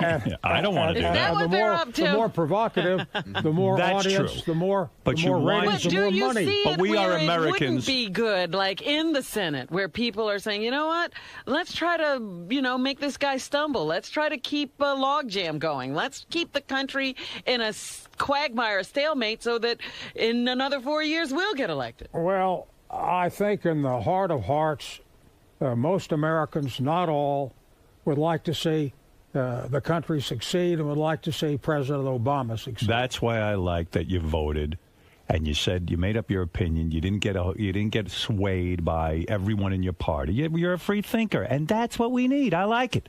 I'm applauding you. That's all I'm saying. Well, it's brought me a primary campaign. Mr. Toomey was going to run for governor. Now he's going to run for the Senate. So the guy running against you? Yeah. Yeah. Well, listen, some people got mad at you because you didn't vote lock and step with the Republican Party. Well, and what is going on with the Republican Party? Is Rush the leader of the party, or is it that other guy? And why are you not the leader of the party? I don't think you can really identify with precision a leader. If you had to pick somebody, I think you'd pick Senator McCain. He was a presidential candidate last time, and until we have another one, I think that John's the titular head of the party. Yeah, I like him. And the question is, now that Bush is out of office, should he be tried for war crimes? Do you think that President Bush knew that there were no weapons of mass destruction? I happen to believe he knew that there were no weapons. I think it was pushed on the Senate. It was pushed on the Congress, on the American people. We were lied to. What was going on there? Do you feel, as a senator, you were given erroneous information? Definitely. Right. Listen, Colin Powell, Secretary of State Powell, yes, whom we all had a lot of confidence in, went out and pushed the CIA reputedly very, very hard and came back and appeared in the United Nations Forum and said there are weapons of mass destruction. And that went a long way with all of us. Yeah. Well, because sure we trusted did. him. He was a person whom we thought would have sufficient intelligence and perseverance and know-how to get the facts. So do you feel you were intentionally given erroneous information? No, not intentionally, but definitely given erroneous information. So there's no fault. We are in this mess, and it's nobody's fault? You could blame the analysts who were wrong. Listen, had we known Saddam did not have weapons of mass destruction, we wouldn't have gone into Iraq. You bet. We wouldn't have done that. What was the point? We were doing well in Afghanistan. That was the mission. Well, and I don't think the guys in the CIA were malicious and gave us deliberately wrong information. You don't think Bush and Cheney knew that this was a bit of a hoax? That they had to push us? And I think Bush always had it in for Saddam Hussein since the old man, got and mixed it up with him. I really believe that. I do not believe that our leaders, the president, the vice president, deliberately and maliciously led us down the wrong path. So we're not going to have a cool trial or anything like that? Nobody's Never. going to jail. No one's going to jail. Well, we can't waterboard Cheney. You can't try somebody for being wrong. Are you into waterboarding at all? Do you like that? I like it. I think I like it. I would like to waterboard Cheney. Yeah. I'm opposed to waterboarding. I voted against it. Yeah. I worked hard and still am on the issue of expansion of executive authority. Right. And I don't sanction torture at all. Do you think the Bush presidency was a good presidency overall, or do you think that he will go down in history as a bad president? I think it is too soon to tell. Remember that when Truman left the White House, he was considered a colossal failure. Now he's considered one of the best greats. presidents. When Gerald Ford pardoned Richard Nixon, it cost him the election. And I think he was one of the best presidents. Well, and now... And that was a great decision. Now they say it was a good decision. That is viewed as a great act That's true. In American history. So you think Bush might, in history, go down as a great president? What would the legacy be? Well, what did he do? He has the potential, if Iraq turns into a democracy, right? If Afghanistan can be saved as a democracy, that will be an enormous accomplishment. It's true. But he wouldn't have done it. He would have just created the situation where we had to go into these places. No, President Bush always articulated an idea of spreading democracy.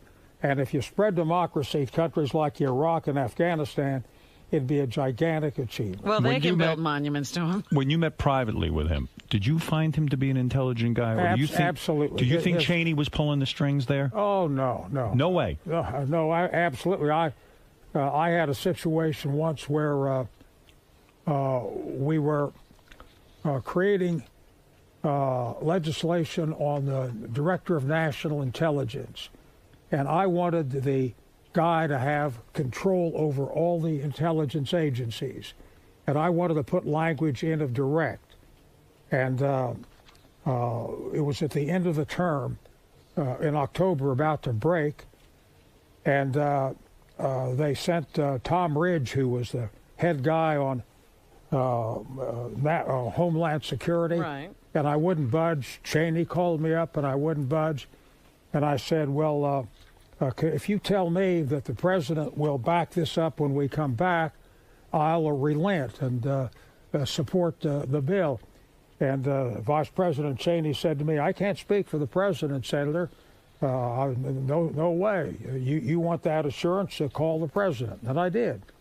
And he convinced you? Huh? He was a convincing guy, a bright guy on the phone. Well, I saw a lot of him personally. Yes. During 2004, when we were both on the ticket, he came to Pennsylvania more than 40 times. And up close, he was with it. He was communicative. I feel he vacationed too much. He took too many vacations. I was going to say, what about his work ethic? I never thought he was into the job. I know Ronald Reagan had a relaxed. Could you find him in the office? I know that Ronald Reagan had a relaxed viewpoint. He took that Camp David. They got to get rid of that Camp David. You agree? I agree. It's got to be gone. Did he agree? Absolutely not. Wait a second. He needs to talk. What, are you kidding me? These guys get seduced by this Camp David. When you finally get to be president, if you had the chance to be president, you're going to go to Camp David, or you're going to get into the job? At least get into the job. Enough with Camp David. That red telephone follows him everywhere. Listen. Yeah. In the time George Bush was in office, he turned gray. He did. Howard, I've known you for more than a decade, and you haven't turned gray at all. I have a few grays. Believe me. You work around here, you'll get some gray. I'm about 15 feet from you, or 12 feet. I have a couple, and I don't dye this hair. This is all natural. Well, okay, if you have a couple, George Bush has a head full. He does. So maybe you haven't been on the job, Howard. Yeah, well, I have. I've been right here. You know, it's Where's your red telephone, Howard? It's here. It's here. Listen to me. When you're a senator, is it a very cool thing? I heard the cafeteria is unbelievable. Like, unbelievable food. Great stuff. And also, the other thing I want to know, is it very cool? Like, do they come and brief you every day and give you top secret stuff that no one knows? I mean, are you sitting here right now and know stuff that we don't know? Yeah, I do, but it'll be in the Washington Post tomorrow morning. Is that true? Yeah. Is nothing a secret in Washington? Virtually nothing. Who leaks this Very stuff? little Wait is a kept minute. secret. You think the president doesn't know things that we don't know? Come on, somebody's got to have secrets. Well, of course the president knows things that we don't know. When I was chairman of the Intelligence Committee in the 104th Congress, 1995 and 1996, and I had access to a lot of CIA information, I found that the director of the CIA did not know things that were being kept from him. Wow. Yes, sir. Wow. That's a fact. So right now you're sitting here. You maybe. When was the last time you were briefed on important matters of the country? 10 days ago. So you learned some things in that meeting, right? Well, I did, and I read about it in the Post the next morning. You did everything, or do you know something right Who's now the leak? that's so cool? I mean, that's so wild, but we can't know about it. No. You do not? No. You would tell me, wouldn't you? No. You would not? If I knew something that fit that description, I would not tell you. Listen. But I wouldn't tell you that I didn't know if I did know. Interesting. Carly Simon was here. She told me who You're So Vain was about, the song. You could certainly tell me a few things that are cool, and I won't leak it. I promise you. Well, he'll tell you who the song is about if you tell him a story. That's right. Actually, Howard will forget Howard will forget what you say to him. That's true, too. I forgot who You're So Vain is about. I can't even mean it. Gay marriage. Are we for it or against it? I'm for it. I don't care who gets married to who. Let's get this off the table. I think, listen, I know sometimes in politics you got to say what these, kooks all, they're all sitting and worry. I think two guys getting married, I don't care. I don't care. Let them be married. What do you think? I believe that gays ought to have all of the rights to health care, immigration, but the act of marriage I would reserve for a man and a woman. Really? Do you feel pressure to say that? I mean, secretly, do you lay down at night and go, you know what, I don't give a rat's ass, but I got to say this because these religious kooks won't vote me back in? Well, I believe that the institution of marriage is different. We had it come up in the Senate. The vote was, as I recollect, 86-14 in favor of not a gay marriage, but civil union. But most of the people of the 84 who voted that way said health benefits, yes. I had a question. I was at Muhlenberg College last Friday, right, and a woman said that a gay couple couldn't get immigration in. Would I look into that? And I said, yeah.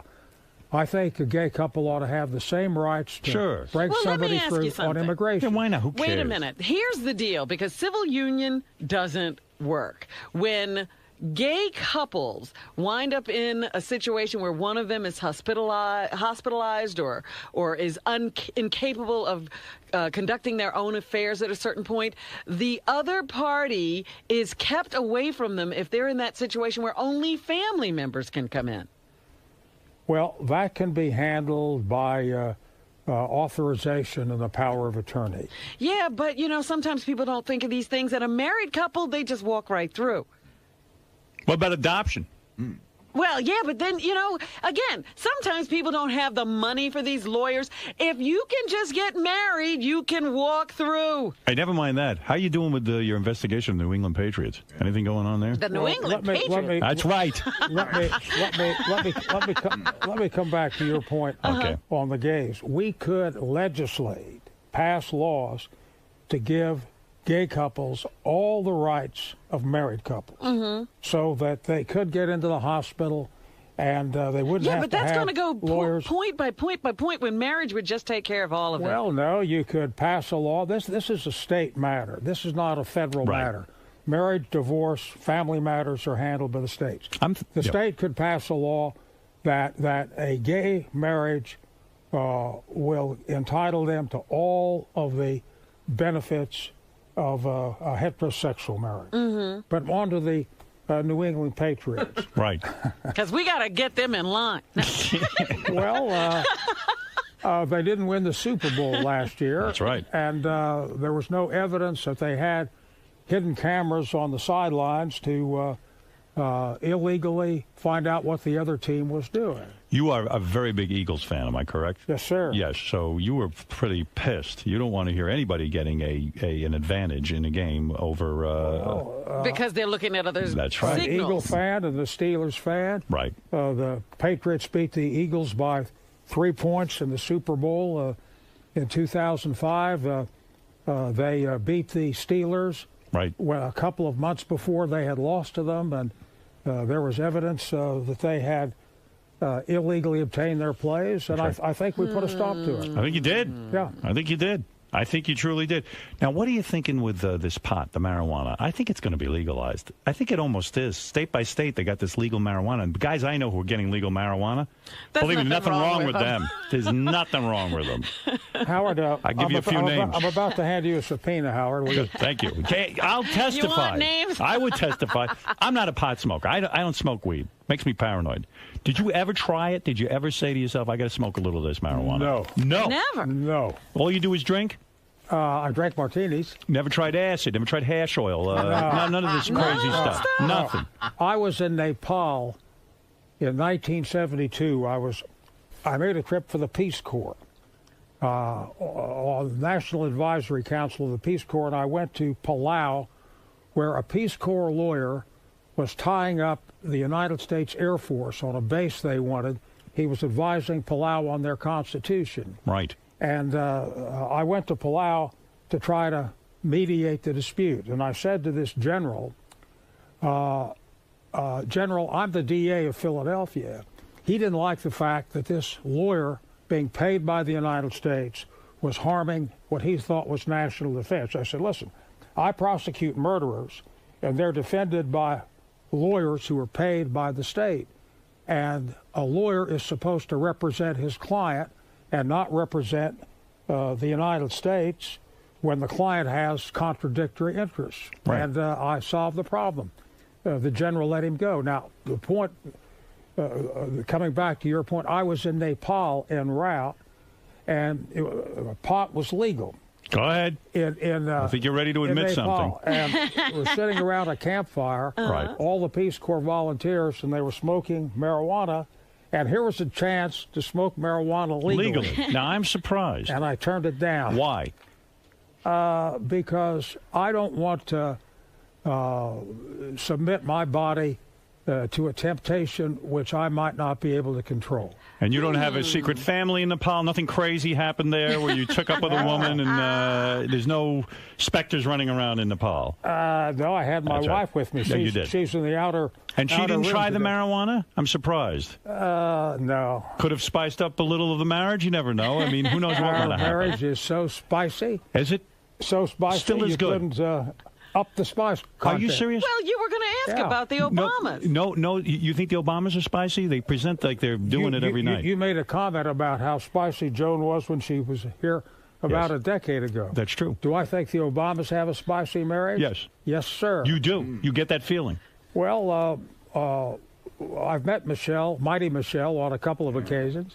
Yes. We were attractive woman. We were We were invited to the Super Bowl party. Yes. The congressional delegations of the Pennsylvania with the Steelers and Arizona, we met him in Philadelphia. They came through earlier after he was elected, and when you see him walk into the helicopter holding hands, I think it's for real. You think it's genuine. Sometimes it's put on for show. The Clintons sometimes walked around holding hands, and you question what the hell. Well, he was trying to keep Hillary from hitting him. I never saw the Clintons holding hands. Yeah, right. So you feel it's a good marriage. You know, when you're in the Senate, you must see weird things. Do you think any of the senators are like swingers or something, like a dark secret like that? Do you ever see any evidence that some of them are up to shenanigans like our with each other? governor? Do you ever think any senators getting it on with another senator? You hear gossip.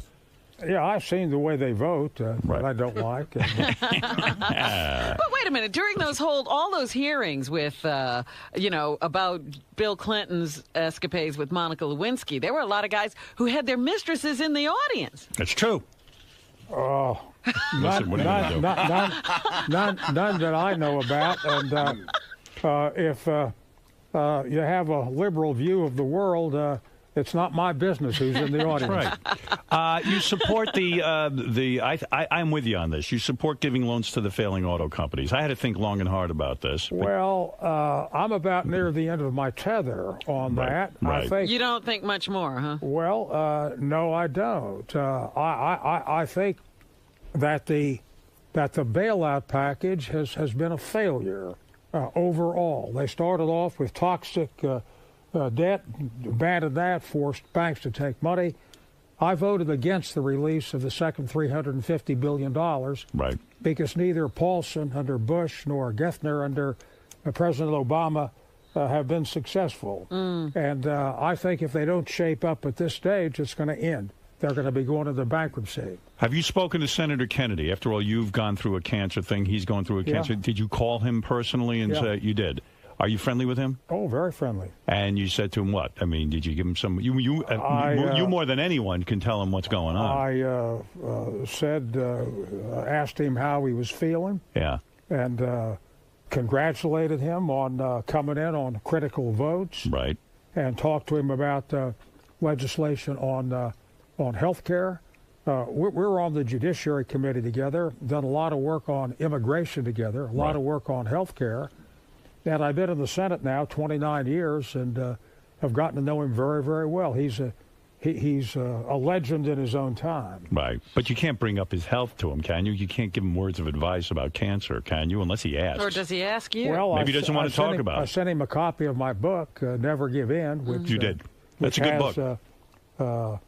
I sent it a copy to everybody in the Senate with a personal inscription, and mine, Ted Kennedy, was a little different. That's true. What did you say?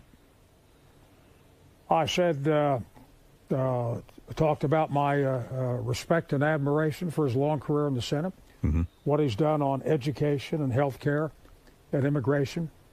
I've co-sponsored legislation with him. When he first wanted to push legislation on hate crimes, I was the only Republican who would support him on hate crimes, and it was Kennedy Spector. Right. And we've co-sponsored a lot of legislation together over the years. Is it possible for Republicans and Democrats to work together anymore? Is that lost art? Senator Spector's doing it. Well, he's one of the few, Howard. Yeah, he is one of the few. Is it possible? The answer is yes. Is it done enough? The answer is no. And what are we going to do about this? There's too much party line voting, and we need more independent judgments on these critical issues to try to solve them. Right. So what are you doing in New York? Are you doing anything beside our show? Are you going around all the shows or what? I'm raising money. Oh, is that right? I've got to raise. What do you need? $30 million. Give it to him. $30 million. And I have to raise it in small sums. Oh. So. You need it for the campaign. I need it for the campaign to be reelected. Citizens for Arlen Spector, Washington, D.C. So you can go to a website at Spector2010.com. Right. So what's the most a guy like me can contribute to your campaign? $4,800. I'll send you some dough. If you're looking for, you want me to write a check or what? Yeah. Citizens for Arlen Spector. Howard, I have to get 50,000 contributors.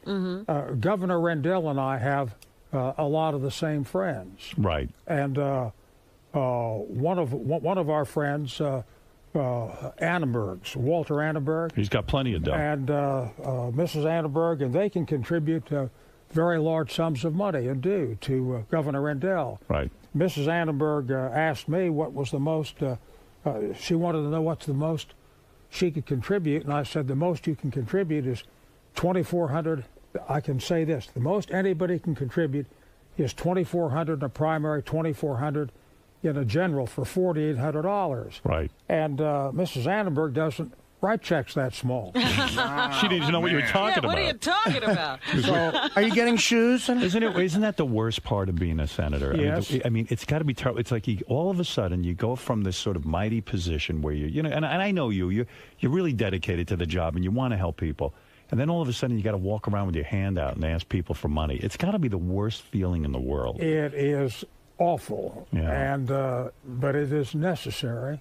Right. And I'm here in New York raising money, and I go all around the country to California, and I do town meetings all across Pennsylvania. That's very draining.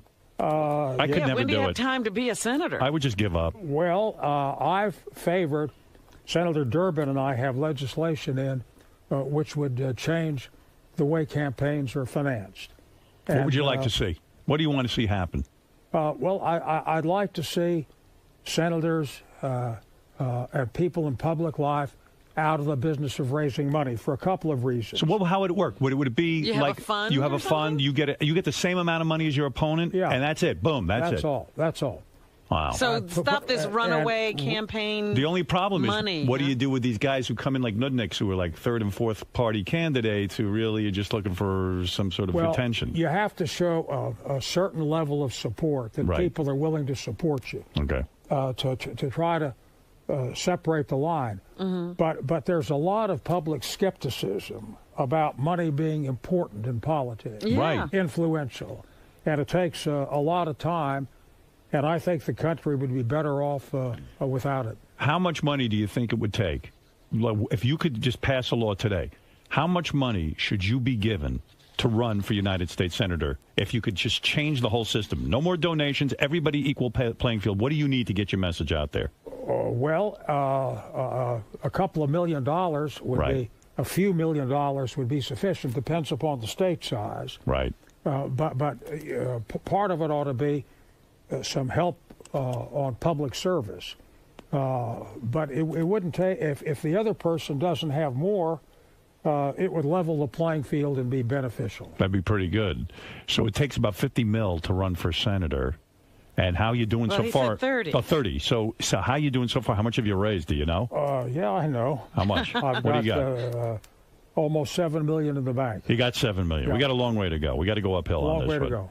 Yep. Jeez. All right. I hear what you're saying. It depends how far we have to go, Howard, as to how strong your endorsement's going to be when I finish, and how much your listening audience will send to Arlen Specter, Washington, D.C. No, this is an important thing. I need a friend in the Senate. I mean, it's I love that you come and do the show. I'm sending a check. That's what I'm doing. I'm going to do my part. I'll get you reelected. What the hell am I going to do? Okay. Now, what do you have to say to your listeners? I'm telling them to do the same. Listen, we all do the same thing. We vote in a block. Yeah, I just got the bold because he got it, so Yeah. I'm definitely going to give to you. What kind of phone do you got? What kind of cell phone are you using?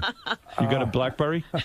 Really? I'm serious. Sure. You do? Yeah. You got a BlackBerry Bold? I got a Verizon. I got BlackBerry Bold. It's the top of the line BlackBerry, and I think you should get one too. Yeah, you got AT&T. See, I'm like the senator. We can instant message each other. I have Verizon. Oh, you have Verizon. Okay. Yeah. I'll instant message you. You'll see. You don't do any of that stuff. Do you go on the internet? Do you Twitter? Do you Facebook? A little. You Facebook? I'm on Facebook, yeah. No kidding. Yeah. When you say you're on it, I mean you personally are on it, or you got your people on it? Yeah, no, I've been on it. Do you hate it? It's nonsense, right? No, it's not nonsense. It's the same jerks you meet in public. I mean, it's the same The dopey. people you're trying to avoid. It's the dopiest comment. You finally get home away from these nuts, and then all of a sudden they're on your Facebook. It's part of America. Yeah. My principal line of activity, I subscribe to Major League Baseball on the cable, and I watch the Phillies wherever they're playing. Right. Well, listen, I meant to tell you, I like this. You're one of the backers of the flat tax. I think that's great. Why don't they have flat tax? It should. I have always advocated that anything that everybody has to do should be simple. It would be so we easy. shouldn't have to hire people to comply with a law that everybody has to follow. Senator, why is it so difficult to get this done? Because it's a radical step. Right. I've advocated it for more than a decade. You could fill out your tax return on a postcard in 15 minutes. And two professors at Stanford, Hall and Rabushka, have laid out the whole blueprint. But it's hard to get past because it's so different. Yeah, but yet so simple. It would make people's lives easy. Would save billions of dollars. Absolutely. On compliance. Yeah. Right. Would eliminate a lot of the Internal Revenue Service, a lot of the bureaucracy. Yeah, I'd like to see them go. I saw Steve Forbes on Fox News. He's always a big flat proponent tax, of that, yeah. Steve Forbes. He's been pushing for that whole thing. But he's not getting anywhere. No one's getting anywhere. That's the problem. It was his primary platform, and he got nowhere. That's right. Let's, you want to take 2 or 3 phone calls? Or you dare? Yeah, sure. Yeah, no, calls are fine. You're a brave man. We don't take calls. All right, let's go to Ken. I'll pop down some phones. You're on with Senator Arlen Specter. If you're a supporter, you go to Specter2010.com. I'm going to go on there. I'm going to definitely. I hope you comply. You know, you say a lot of things. I say a lot of things and I don't do them. But I'm going to really try and follow through on this one. I really mean it, if I may say so. Yes, go ahead, Ken. My respect for your service, Senator, and for your fight against cancer and everything else, my sincere respect. Thank you. I do not like what you stand for one bit, and I believe I stand and speak with, not for, but with millions and millions of Americans who think that the Republicans that you so well represent put us in the dark, deep hole that we don't begin to know how to crawl out of. And I personally think you're the poster child for campaign reform that should limit senators to one term. Let's have one time. I don't agree with that. Wait a second. What if somebody, wait a second, we got Bloomberg here in New York, for example. He's not a senator, obviously he's the mayor. But the guy's so competent, why would we want to get rid of him? Listen, he says he's talking to Lenore Annenberg. She died 6 months ago. The ambassador 7 years ago. So is that who he's talking to? No, listen. Listen. How do you handle that when people say to you the Republicans are responsible for everything bad going on right now? Answer well, this guy. I say they're wrong. Right. I say that there are, you can't make that kind of a generalization. And we've got a lot of very solid thinkers in the Republican Party. The Republican Party traditionally has a duty to be the loyal opposition. They have to do it responsibly. Right. And I think that I'll speak for myself. If Ken has some objection, let him be specific. And let's talk about it. Well, the point is yeah, that he's painting you with the Republican brush, not your particular votes or activities. I don't mind being painted with the Republican brush if he's specific as to what Republicans have done that he doesn't like. I don't believe in these generalizations and a big black tarring brush. Got something to say? Let's hear it. Corrado, you're on Philadelphia. Hey, Howard. Hey, Senator Specter. Hello. It's a pleasure speaking to you.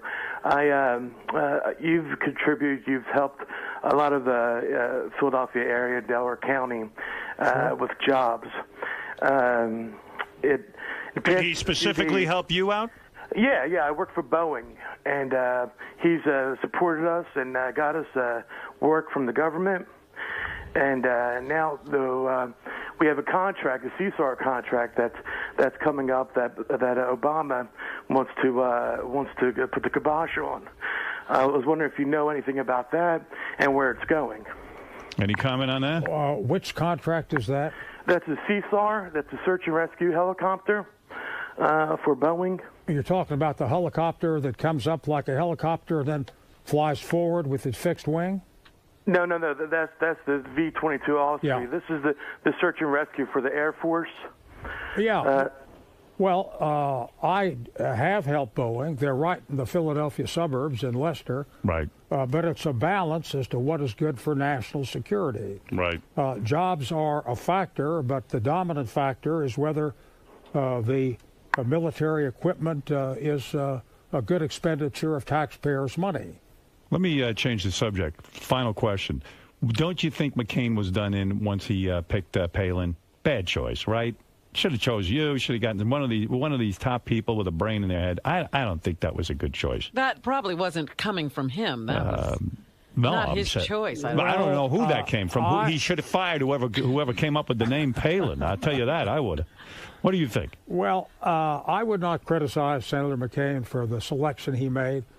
I do think that the final decision was Senator McCain's. Right. Because the nominee traditionally has the authority to pick the vice presidential nominee. She was a lightweight. He wouldn't have known about her. She was a lightweight, though, right? Well, no, I wouldn't say that she was a lightweight. Come on. You're so diplomatic. This is. You are smiling. You can't even wipe the smile off your face. I smile every now and then, especially when this beautiful woman is smiling at me. That's Howard. John McCain. To call me a woman is insulting. John McCain made a decision to help jumpstart his campaign. Yes. To bring somebody in who would ignite the base. And she created a tremendous amount of excitement. For example, shortly after she joined the ticket, I introduced them in Delaware County. Yes. A gigantic crowd, and she was a magnet. Now, when she faced a lot of specific, difficult questions, she was not able to respond like you Senator would have. Biden was, right? Who had been in the Senate for. Of course. 30 years. He's a seasoned pro. Well, so she did not shine in that line, but it was a calculation and the judgment that John McCain made, and it didn't work out as well as he had hoped. It was a miscalculation. Listen, I have met many senators, governors, mayors, and I find that people are very cynical when it comes to their public officials. I find a lot of these people like yourself very intelligent, well-spoken, caring. I think they want to do public service. They could have gone to the private sector, made a lot more money. I admire people like yourself. And I looked at someone like her and I listened to her, and I didn't think she was seasoned. I don't think she was tested. And I don't think she had that same level of confidence and statesmanship that a lot of you guys have. She saw and she didn't have Russia from there was her front porch. When you meet a seasoned pro like Senator Specter, you see these guys, they're top-notch guys. You see them on TV. They know how to handle the questions. there's a level but of you expertise. can get that at home. You could, you could season yourself. Well, listen, she was in over her head. Seasoning takes time. Right. I was a district attorney for 8 years. Yeah, you got a brain in your I head. worked on the Warren Commission staff. I've been in the Senate, and you learn things. Right. They put Sarah Palin in immediately into very deep water. She was a Goyish cup. You understand what I'm saying? I don't think she was that. Yes. You know what I mean. Senator knows. She'd been the mayor of a small town. She was governor for a short time. Right. She had a Goyish cup. She didn't have a Yiddish cup. No Yiddish cup. And you understand. Cups are cups. Cups are cups, and you do what you She had a cup. She had 34C cups. All right, listen. You can check out Senator Specter's website at specter2010.com. I encourage everyone to help out the senator. He didn't like going around asking for money, but That's listen, a tough thing to do. if you believe in him, you gotta pony up. That's what he's saying. This is the system, and this is what he's got to work with. Right. And that's that. Senator, great to see you. I understand your lovely wife is outside. Joan is here. And Joan is getting lectured as we speak. I was written on my computer that our program director is lecturing her on the detox diet. Oh, boy. The detox diet. Get her out of here. Do you know Robin is on a detox diet? She does colonics and enemas. Way too much, in my opinion. Way too much. He doesn't even know what I do. Where do you stand on colonics and enemas? I'm not Don't into stand. it. Where do you stand? I think on those items I wouldn't be standing. You're not kidding. That's right. You don't stand. like it. You don't like it, and I don't like it. The senator doesn't like what you're up to. But It's okay. I'm doing fine. On a personal level, I worry It's about not Robin. up for a vote. She's into this colonics. I'm into nutrition. That's what I'm into. Listen, so's the senator, but you don't see him doing what you're doing. I don't That's know. very I don't severe. know. I don't know. With You the don't water. know. You didn't ask him. Unbelievable what she's up to. And now Tim's out there, who is a disciple of Robin's, lecturing your wife. Next thing you know, she'll be with the colonics and the enemas. I do want to detox the Senate. I want to detox the White House. We got to get some clear thinking going. I'm betting on Joan. Yeah, she'll be all right. You let me get a hold of her. Senator, it is a pleasure. You Thank know you, I always Howard. love when you're here. You are honest. You come clean with all the answers. I feel this is the toughest room to answer political questions, even though we don't know anything. And Yeah, because the questions don't make sense. You got a great listening audience. On the occasions when I've been on your show, I hear about it absolutely for months. I know you do. And people are Yeah, very they're telling you, interested what are you in what you thinking? have to say. Right. And I tell them when I'm on the show, Howard Stern is clean. I am. I pretty well behave. When you leave, though, I got to make up for it. There's going to be a lot of talk about women, sex, the whole thing. You understand, though. You know the business. All right, we're going to take a break. The great Senator Arlen Specter, website, specter2010.com. Thank you so much, Senator. Thank you. Pleasure to Enjoyed it see you very much. again. Thanks. Senator. A lot of hard-hitting questions in there today. I would say that it was a thorough interrogation. I think had Howard Stern gone to Guantanamo, there would have been no questions raised about the propriety of the questioning, and all of the available information would have been gotten. So my next recommendation to the Department of Defense and Department of Justice is draft Howard Stern and send him to Guantanamo. Now, were you pleased to hear that Howard said he's going to back you on your campaign and write a check, right? Well, that part was delightful, and now I want to see how much sway he has with the millions of people out there. After I check the mail as a result of Howard's recommendation, I may not have to raise any more money. Just serve the public. Let's cross our fingers and hope. Yep. All right, thanks for stopping by today. It's great to... The story keeps growing and growing and growing. And I was listening to the wrap-up show yesterday, and I thought Mad Dog was great on there. Mad Dog came in. I was on the wrap-up show. I love the Mad Dog. I've always been a big fan of him. And I was on the wrap-up show, and I left I would have loved to have been there. He came in after I left. That would have been so great to mock the pitch with the Mad Dog. Oh, it was so Do great. you know what happened with the Mad Dog? I'm going to tell you. Oh, okay. Yeah, Mad Dog came in, and he hadn't even seen the pitch. They showed it to him. And it was so great because I caught him right as he was leaving, and they go, Mad Dog, out of all the opening pitches you've seen, where does this one stand? And he goes, the worst. The worst. And with that delivery. Yeah, great delivery. And Gary goes, he's the funniest. Listen, what about Carl Lewis? He goes, I didn't say Carl Lewis. I saw you. But in fairness to Gary, you have to see Carl Lewis. Really? Wow. He did an opening pitch? It's the worst thing I've ever seen. I have to tell you, yesterday, everyone was sending YouTube videos around of different opening day pitches. The three that stuck out in my mind, and you can go on YouTube and see these. Kim Kardashian was in high heels. Oh, my. I mean, get over the fact that it's annoying that she even throws out an opening pitch. She's nobody. Except a chick with a big fat ass that claims that somewhere, like, black guys dig an ass that big. I know a lot of black guys. They ain't digging that ass. Well, she's got a black boyfriend. I know, that's true. But she found one. Okay. He's a multi-millionaire football player. Yeah, by the way, I mean, she was in high heels and threw the ball better than Gary. Then there is another YouTube video of a guy who essentially has some sort of bone disorder. I think we've had him on the show, quite frankly. And he's in a wheelchair. He's smaller than Eric the Midget. In other words, he has that same kind of bone dysfunction where he barely has arms and legs.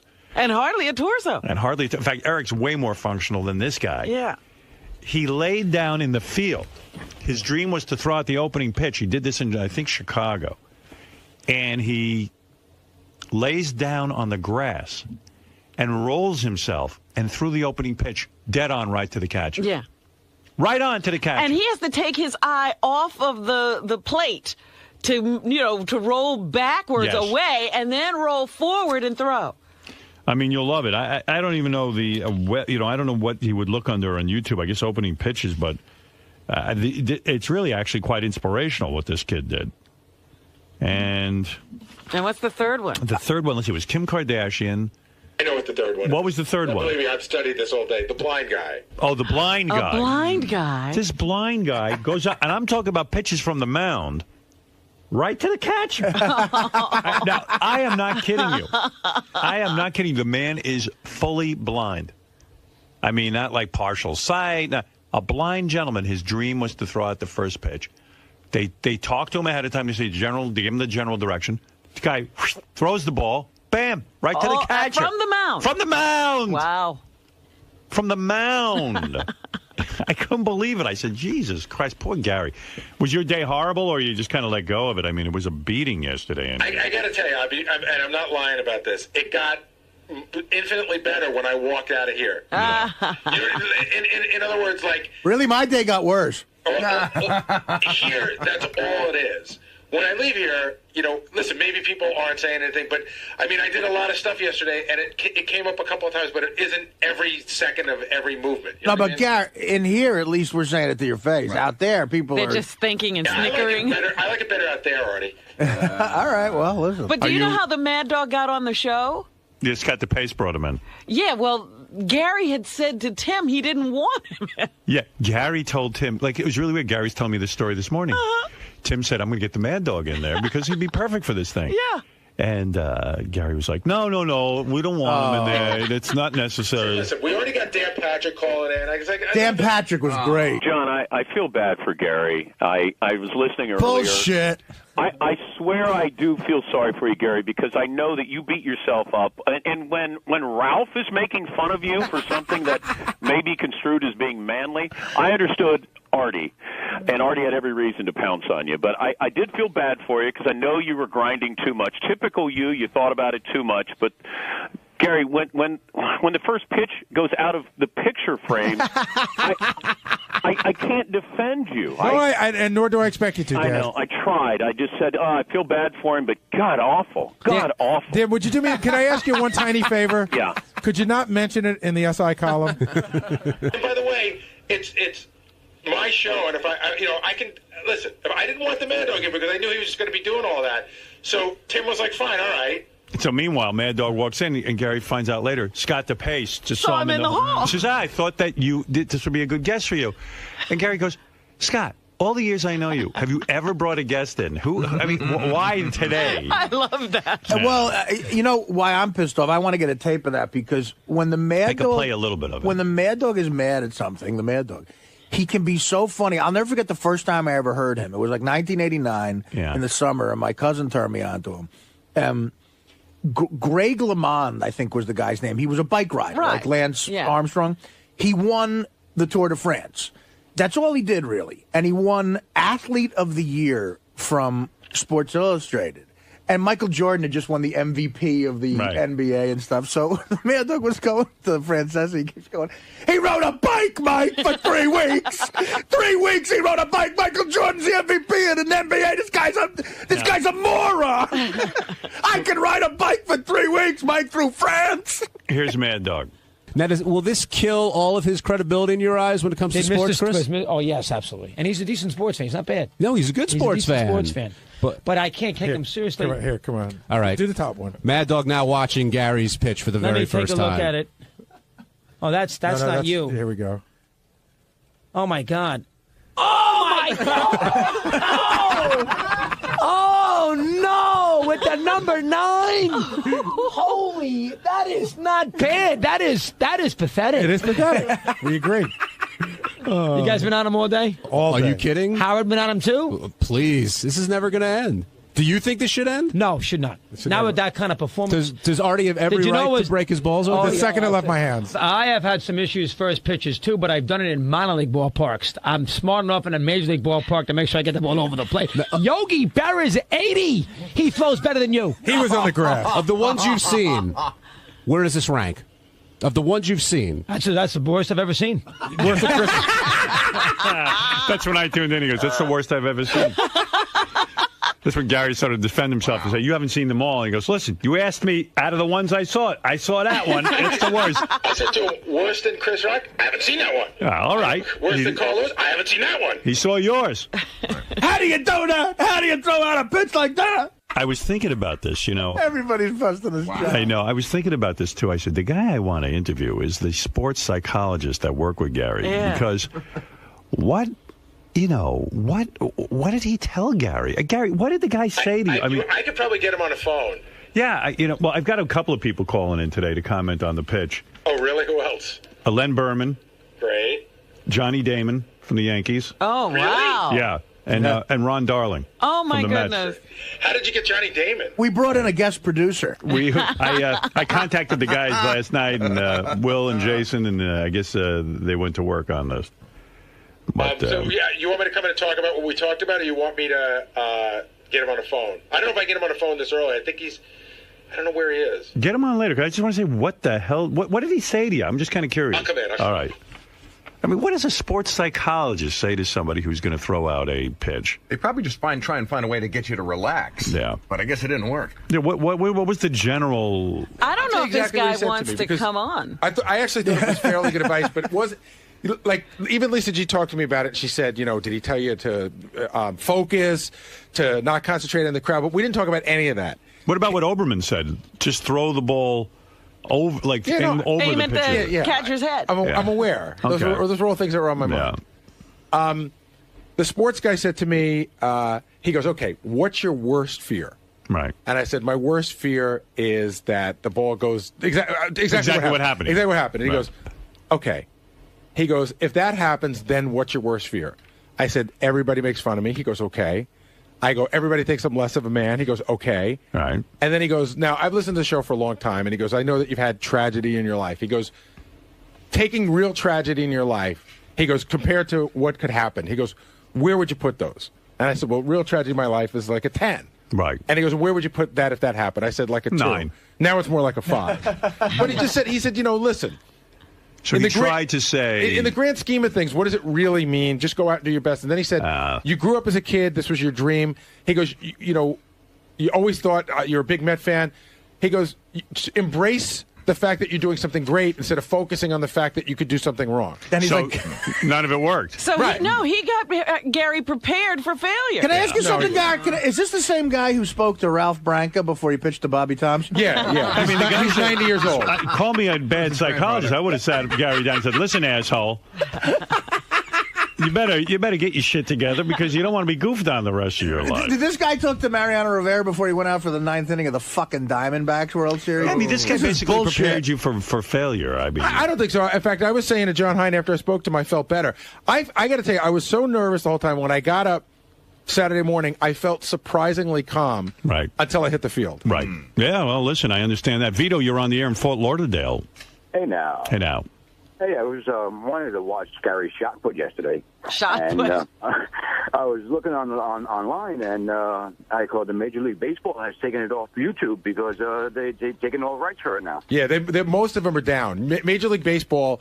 That's why you can't find the Chris Rock one that we were talking about. Yeah. Major League Baseball are real ball busters about that stuff. And I've even seen stuff that's happened in a game. Yeah. And someone will say, go to YouTube.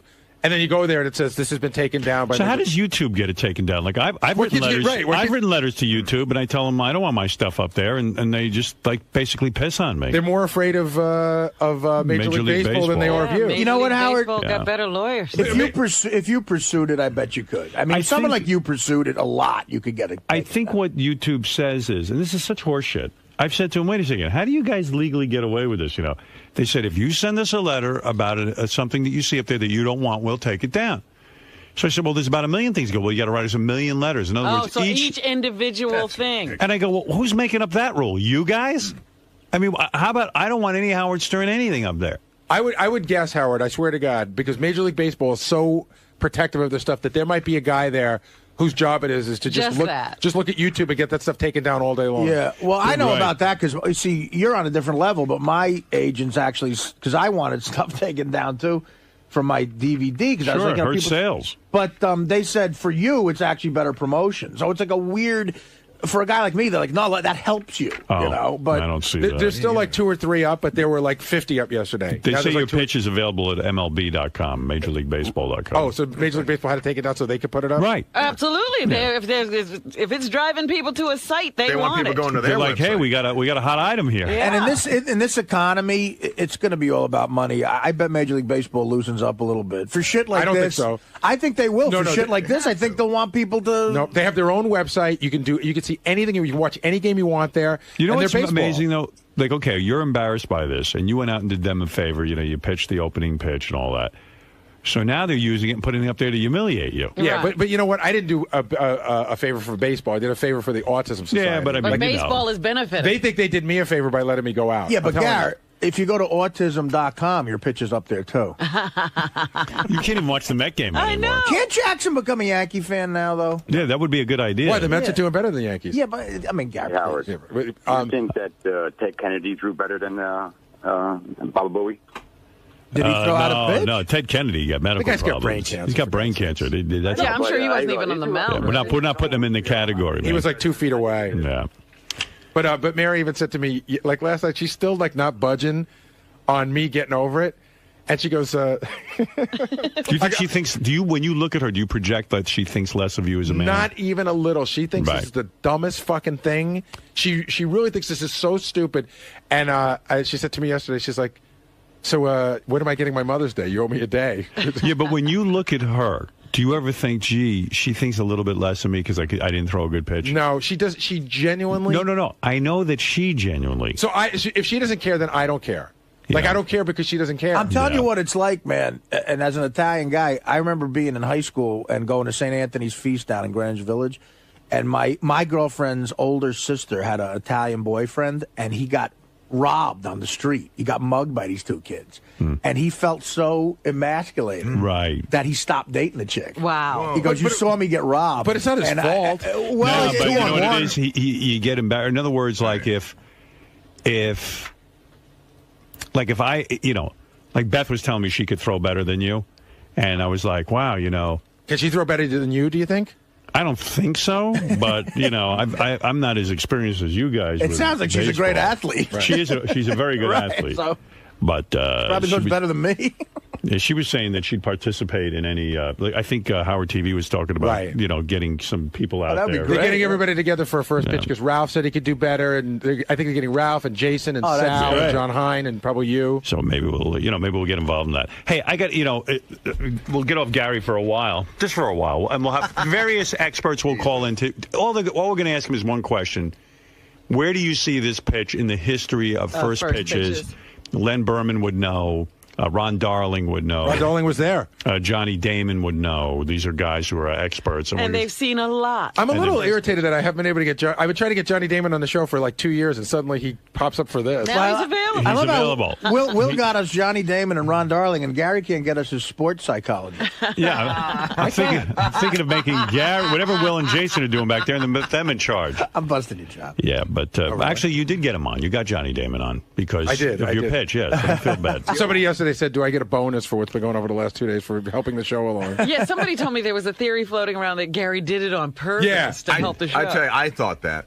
Oh, really? I thought that when I saw the pitch. I'm going, look. Fred, you were right. I'm telling you, I think Gary's a genius. I think he's playing us all. I admitted that on the wrap-up show yesterday, that it's all scripted. For Art, he's got a script in front of him.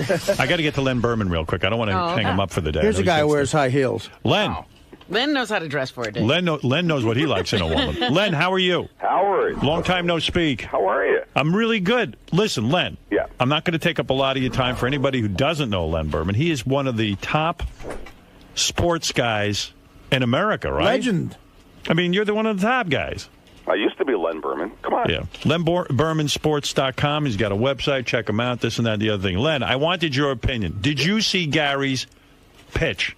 Who hasn't seen it? All right. Did you actually see it? You couldn't avoid it. No, I just have one question. Right. That pitch was after he met with the psychologist and the pitching coach? Yeah. Well, yeah, I mean, the guy I really want to interview, Len, is the pitching psychologist or sports psychologist. What? I mean, that's unbelievable. I mean, I've seen a lot of first pitches. You know, right. Listen, Bush was wearing a chest protector, a bulletproof vest, and he threw a perfect strike before the World Series. In fact, that's a legendary story in the sense that the president, they said to him, well, "Don't pitch from the mound because," and then someone pulled him aside and said, Derek Jeter said, "Listen, Mr. President, you better pitch from the mound or they'll boo you." Yeah, he said, "Well, I'm wearing a bulletproof vest." He says, "Makes it hard to move." And Jeter said, "You better not bounce it too." Well, anyway, here's the thing: I've never seen a first pitch where the ump almost gets killed, and then the guy has the balls to walk off the mound and raise both hands in the air as if looking for accolades. I mean, I was stunned. I know. Yeah, what were the two thumbs up about? I wasn't looking for accolades. It was more sort of like, there I am, I fucked it up. Like, you know what I mean? Like, I wasn't like, hey. It was more sort of like, look at me, I'm the fucking town fool. All right, the key question, Len. Yeah. Is it the worst opening pitch you've personally ever seen? Well, here's the thing. I've seen worse, but for example, Bill Murray and Wrigley took the ball and threw it up on the screen behind home plate. Did he? He did it intentionally. Oh, okay. And I saw another guy once. This was a weird one in Florida. For some reason, there was a pickup flatbed truck moving along the dirt by the stands with the Florida Marlins mascot on the truck. And the pitcher, instead of throwing home plate for the first pitch, threw it at the pickup truck and broke a window. But that, again... was intentional. That was intentional. No, it was a major league guy who was wild. That wasn't intentional. Oh, okay. It was a wild pitch. That's a famous clip. Len, what about like, say, like Carl Lewis? Yeah, well, I heard him sing the anthem. I don't remember his first. I heard him botch the national anthem. Right, he had a couple of fuck-ups, Carl Lewis. Are you putting this in the same category as screwing up the national anthem? No, Carl Lewis threw out a first pitch. It was pretty bad. Gary keeps pointing to that, but I'm saying, Len. I think Gary's reaching here. Exactly. And in your personal experience, the ones that you've seen, and I've seen, by the way, I went on YouTube, I saw a blind guy throw the opening pitch perfectly. A blind man, fully blind, not even partial sight.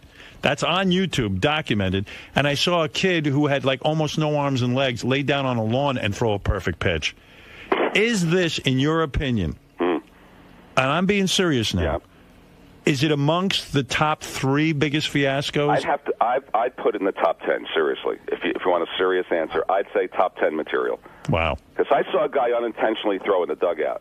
So, I mean... that was worth the Gary. That's what worth. No, because Bill Murray had to do that on purpose because he was like he's a good ball player from what I've heard. But the fact that he almost killed the umpire here, I think, moves him up maybe from 9th or 10th into like 6th or 7th. There it is. That's from Len Berman. Gary. I got to tell you, Gary, this is your worst night. I have to tell you something. I have to take a positive, morsel out of anything I can.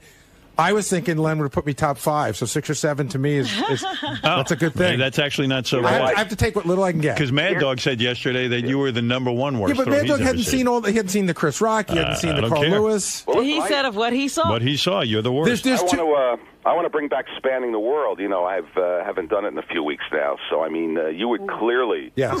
You would make He would have made it. He would have made it, Yeah, right? I'd be on Letterman. I know. Hey, Len, what's going on with that? You're not with NBC local? No, I left in April. You know, local news is changing, and, you know, they... Can I tell you something? You're the guy, as far as I'm concerned, because I've been around New York broadcasting forever. Len's like the guy. Thank you. And I don't know what the hell is... It's so bad out there now. And yeah, sports is changing, local news is changing, everything's changing.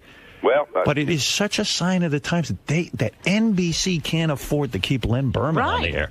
That's mind-blowing. What can I tell you? It's really, truthfully, Howard, I know you were great to me on the air a few weeks ago. A lot of people have been unbelievable. It's like I've died and gone to my own funeral. The people have been really great.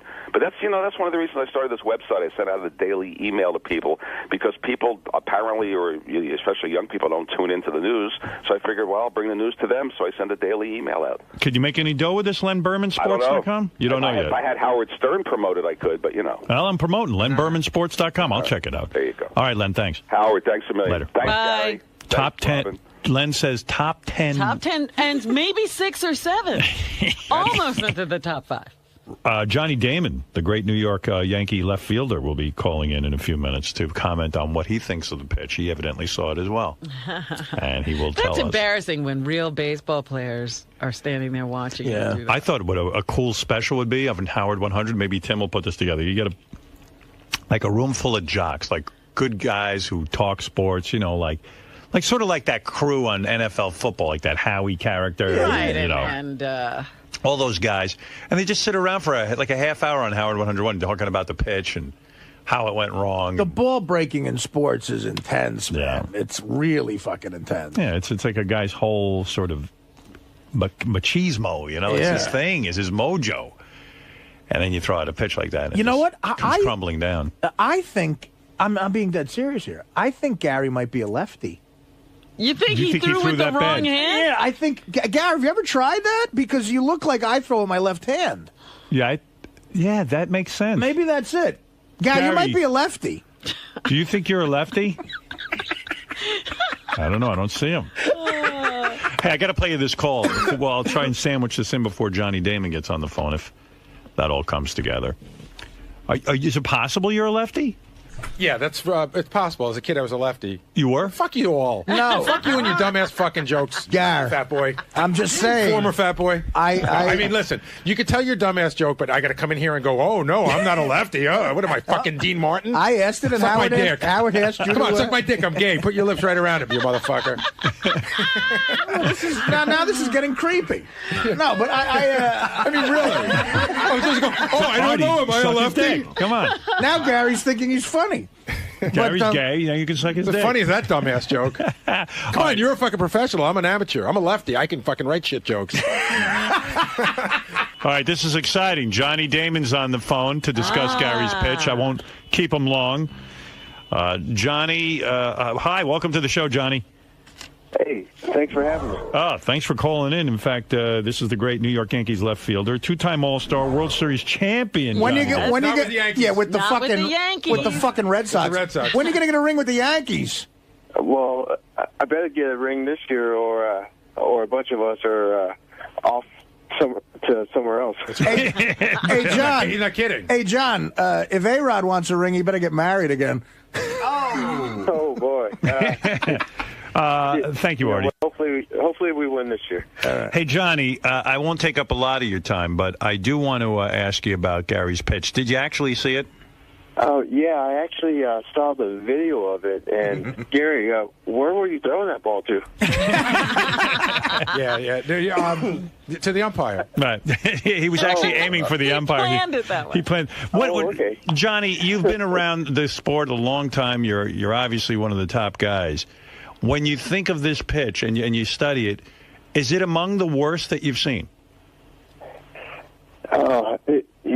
I wish I could say so, but, I mean, there's so many bad ones out there, especially all the people out there who, make fun of arms and all that stuff.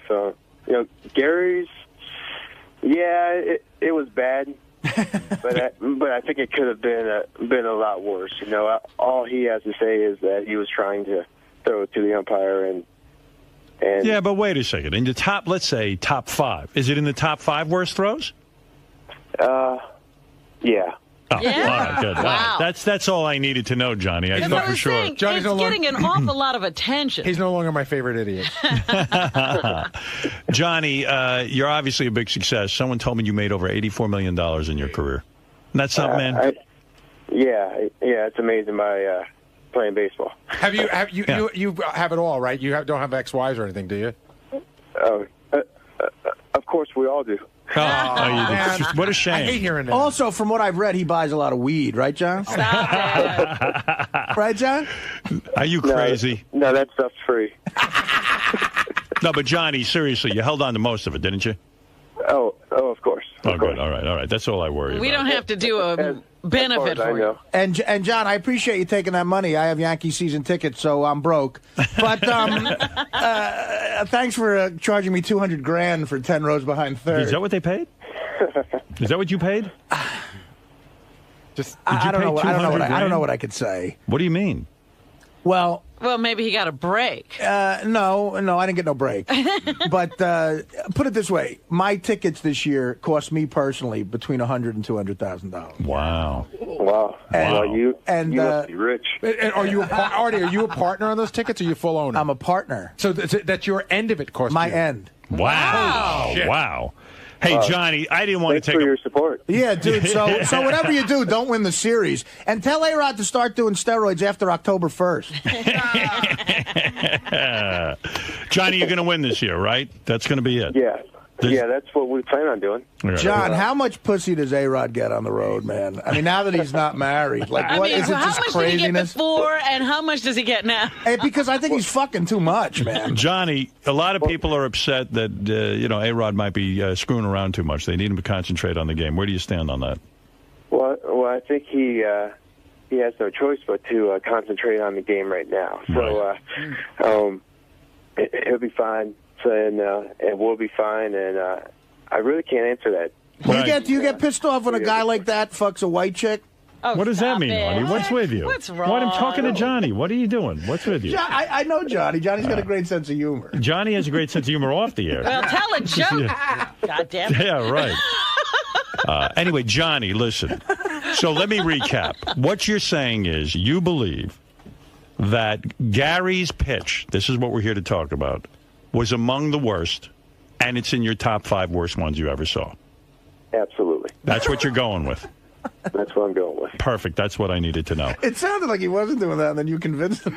No, I didn't. No, Johnny, you just asked him. am I putting words in your mouth? He said there's been way worse. All right, but he said you're in the top 5. No, you said, is it in the top 5? And he said, yeah, because he's half asleep. So you think Johnny wants to fucking get off the phone? You think Johnny's saying that because I'm putting words in his mouth? I think he probably thinks You're insane. I think he thinks What does Johnny care? Johnny, am I putting words in your mouth? No. Thank you. All right, Johnny. Thanks. I don't want to keep you a long time. I know it was a brief call. Actually, what he's saying is, to the pitcher, it was not one of the worst pitches. But to the umpire, it was. Well, Johnny said all he has to say is, I was throwing it to the ump. Yeah. But we're not going to believe that. That's right. Hey, Johnny, good luck with the season. All right. A lot of people have money riding on you, so, come through. All right. And good luck next year with the Mariners. Johnny, thanks. All right, you're welcome. Appreciate it. Johnny Damon saying it's in the top 5. That's all I want. I love that the guy, is in Toronto, gets up at the crack of dawn to do us a favor. He's talking about A-Rod's pussy. And everything. He's like, I just started talking about Believe me, that guy's fine with it. Sure? He's going to go right back to bed and bang the broad that's next to him. Everything's going to be fine. It was so funny because he... No, he's not married. He's married. Oh, he is? Well, his wife's next to him. And then he'll go out tonight and go 0 for 5. All right. It was pretty funny when he said, you ask him about A-Rod and how much pussy he's getting. He said, I can't answer that. He knows how much pussy he's getting. Well, A-Rod's coming back. Is so your sports psychologist named Stu? Yeah. Oh. Stu Pidd? Hey, Stu. Oh, you got to give Stu, Freddie hi. one for that. Hey, can I just set this up and say, he was a listener of the show. Right. He contacted Fred, and he offered me some support. He's not like my guy, but it's a guy I use. Yeah. Stu, hi. Hello. Stu, how can a guy who calls himself a sports psychologist make a lot of money? I've never heard of this occupation. You never heard of the occupation? Sports psychologist? No. You mean a lot of people need a psychologist to play sports? Every team has one, Howard. Really? Every team has one. Absolutely. It's very common now. I would say most professional teams have somebody on staff, absolutely. My mother was a secretary for years for a guy who no did it for kidding. the Nets and the Giants. Are you a guy who presently works for a team? His phone's breaking up. Say again? Have we lost him? I think so. Is that how he gave you advice on that phone? No. Maybe that's why it didn't work. Crystal clear for me. Actually, Fred, his middle name is Pid, and his last name is Motherfucker. So I did want to ask the guy how he trained you and how he got that all going, but... But we talked once for 45 minutes. He even offered to talk again, and I said, no, I think I got what I need. Ooh, maybe I swear to God. But clearly you were right, with like Robin quitting therapy. We should talk about this if you get him back on, because we started talking about sports, and then it started to go to like a place that was sort of weird for me. What do you mean? Well, he's like, well, why are you so afraid to embarrass yourself? And why do you think you feel like less of a man? And then it was suddenly it was getting off of sport. And then he said, well, you're never going to another Phillies game. I didn't want to get into talking about, me being 6 years old and getting yelled at. You know what I mean? Yeah, but that's what that's all tied into. Like, Yeah, but why? you're not going to do that in a car ride with a stranger 2 days before the game. You've got to do the work, Gar. You've got to do the work. But you kind of do. I mean, if the guy's a sports psychologist, it's not about the sport. It's about what the psychology... Yeah, but this was sort of like crisis counseling. Right. You don't do that in crisis He told counseling. me that generally... For a guy like me, it would take around 8 weeks. Yeah. But he said, he'll try to help me out quickly. He gave you the crash course. Yeah. And you crashed. Yeah, but you crashed and burned. If you sent him video of you throwing, I'm sure he would have declined to help you because he's not a miracle worker. Here's Stu again. All right, let's get him back on. So Stu, Gary's explaining to us that it's hard to in your profession you need like 8 weeks with a guy, but. Were you watching have you actually seen the pitch now that it's gone down? I have. I have seen it. And psychologically speaking, I mean, this was a huge failure. I mean, this is a disaster. This is everything Gary didn't want to have happen. Yeah. Unfortunately, what happened was that, and Gary had even kind of mentioned this, he visualized pretty much exactly what happened, and what we didn't have time to do was kind of get into the point where we would do some kind of visualization of, instead of visualizing what you don't want to have happen, you visualize what you do want to have happen. Wow. Right. So do you have a psychology degree? I have my master's degree in counseling psychology, yes. Oh, in counseling? Yeah, counseling psychology. And you work for teams? I work with individuals. I see. And have you ever had a bigger failure than this? I mean, this is a failure, right?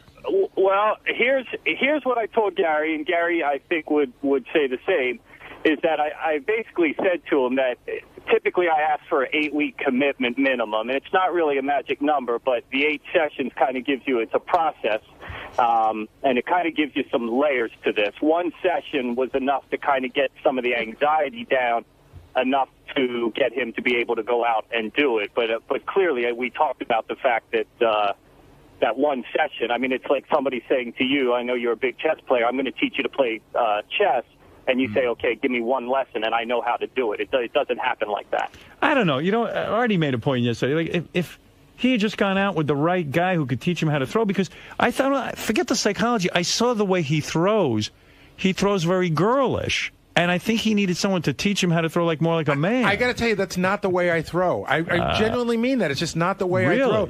It's like I'm going to say. It's like I started to.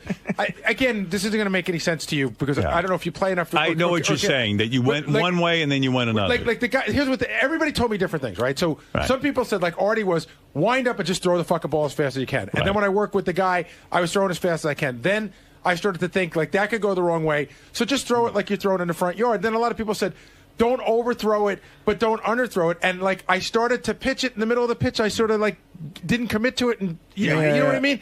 I swear to you that I don't throw like that. Is this what you've become? Some Connecticut Finocchio who throws like a woman? but you know what? The worst part is now for all eternity that's how I throw. Yeah, Gary, that's it. So Stu, what?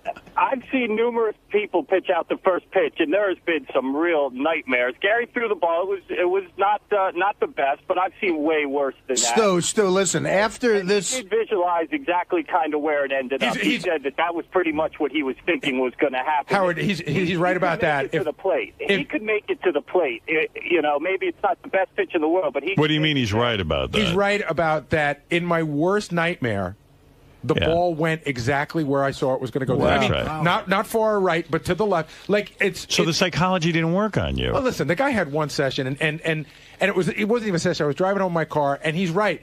In speaking to him that one time, he did help me get rid of some anxiety. Now, that doesn't mean that it's... I don't, in any way, shape, or form, blame him or know whether he could have helped me. I just was a bundle of nerves. I couldn't even feel myself. Like, when I walked out, my legs were like rubber. I couldn't feel my arm. I almost, closed my eyes and threw it. You needed him there that day. Stu, why do you think psychologically, and I know you only had one session with him, why do you think this is so goddamn important to Gary? I mean, what is going on with his ego, and what happened to him in his life?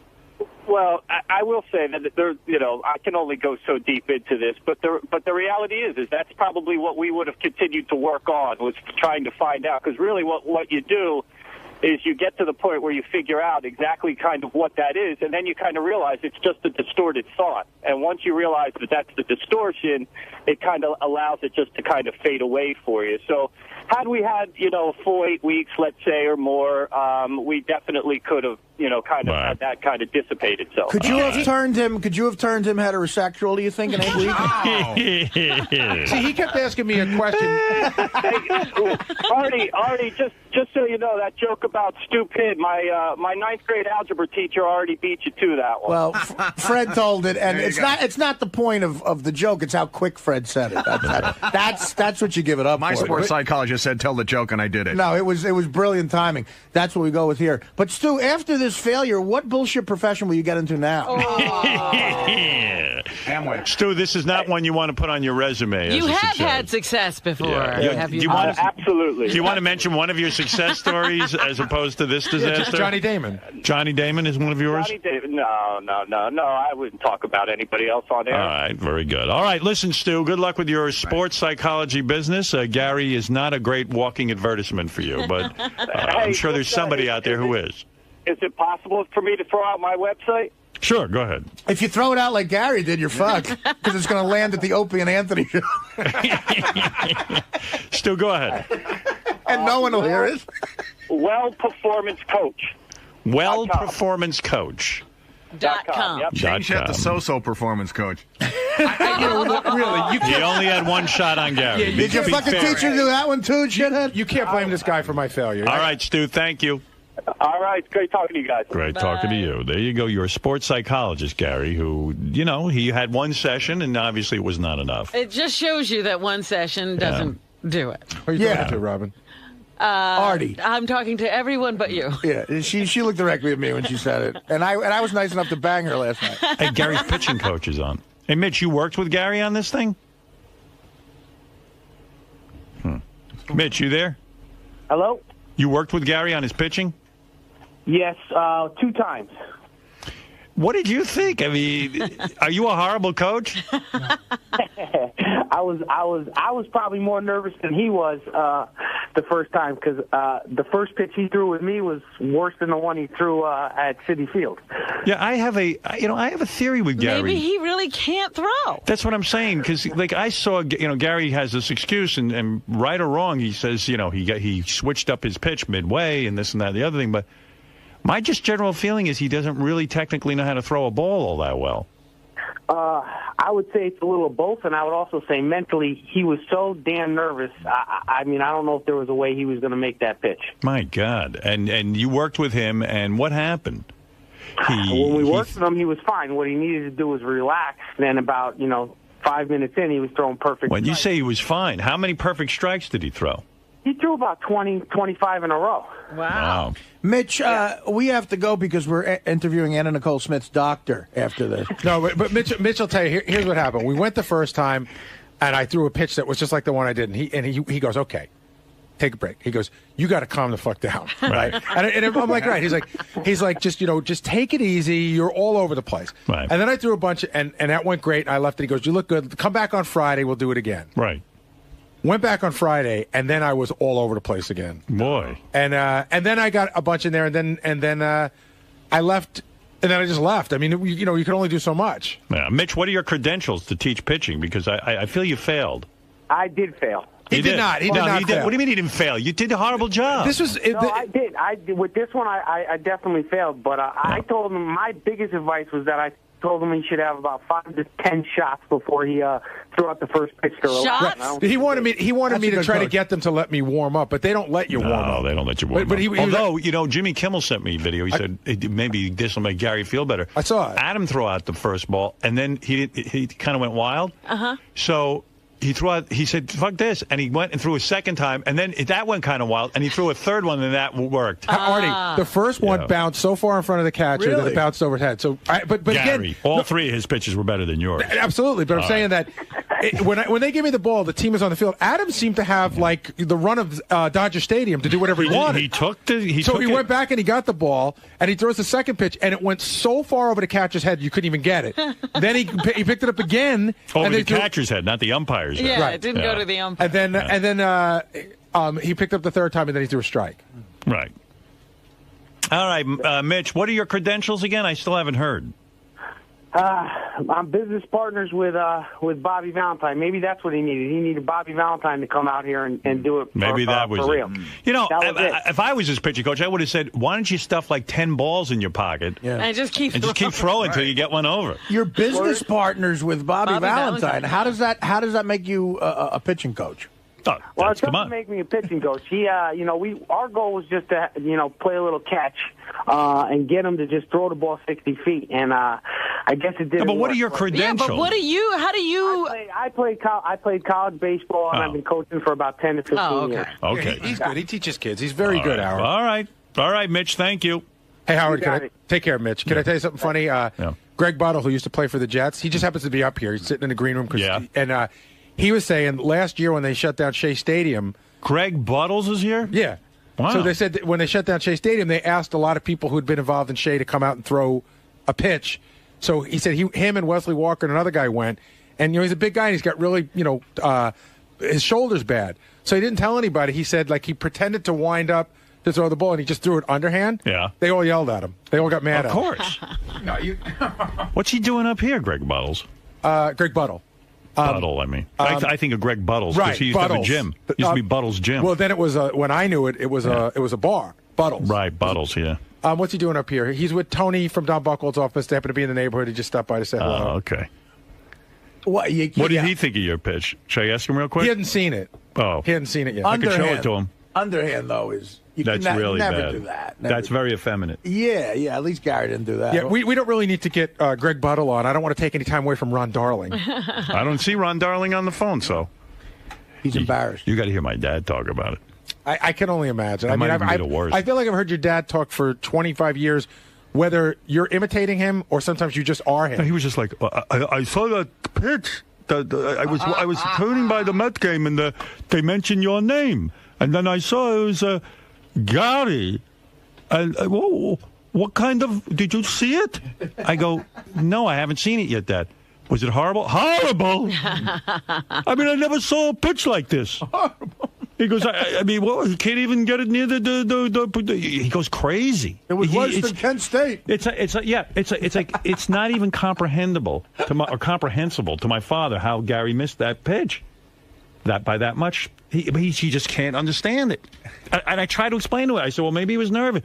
Nervous? You still could throw a ball. What the hell are you nervous about? You have to hear him. I feel like I have. You know what? That's a generation where your father has, tough life. No patience. Up, he's probably like, what is he nervous about that for? Yeah, but my father's like, I had 4 siblings who all died. Yeah, I grew up on the street. Yeah, I grew up on the street. He's nervous about a ball. My father just can't even... See, that generation has their priorities in check, I think. Dad. Yes. Yeah, hey, when you called me about Gary's pitch, I have to say, you were really upset, right? Well, in retrospect, I think it's one of the greatest pitches ever thrown. What happened? Tell you why. Yeah, go ahead.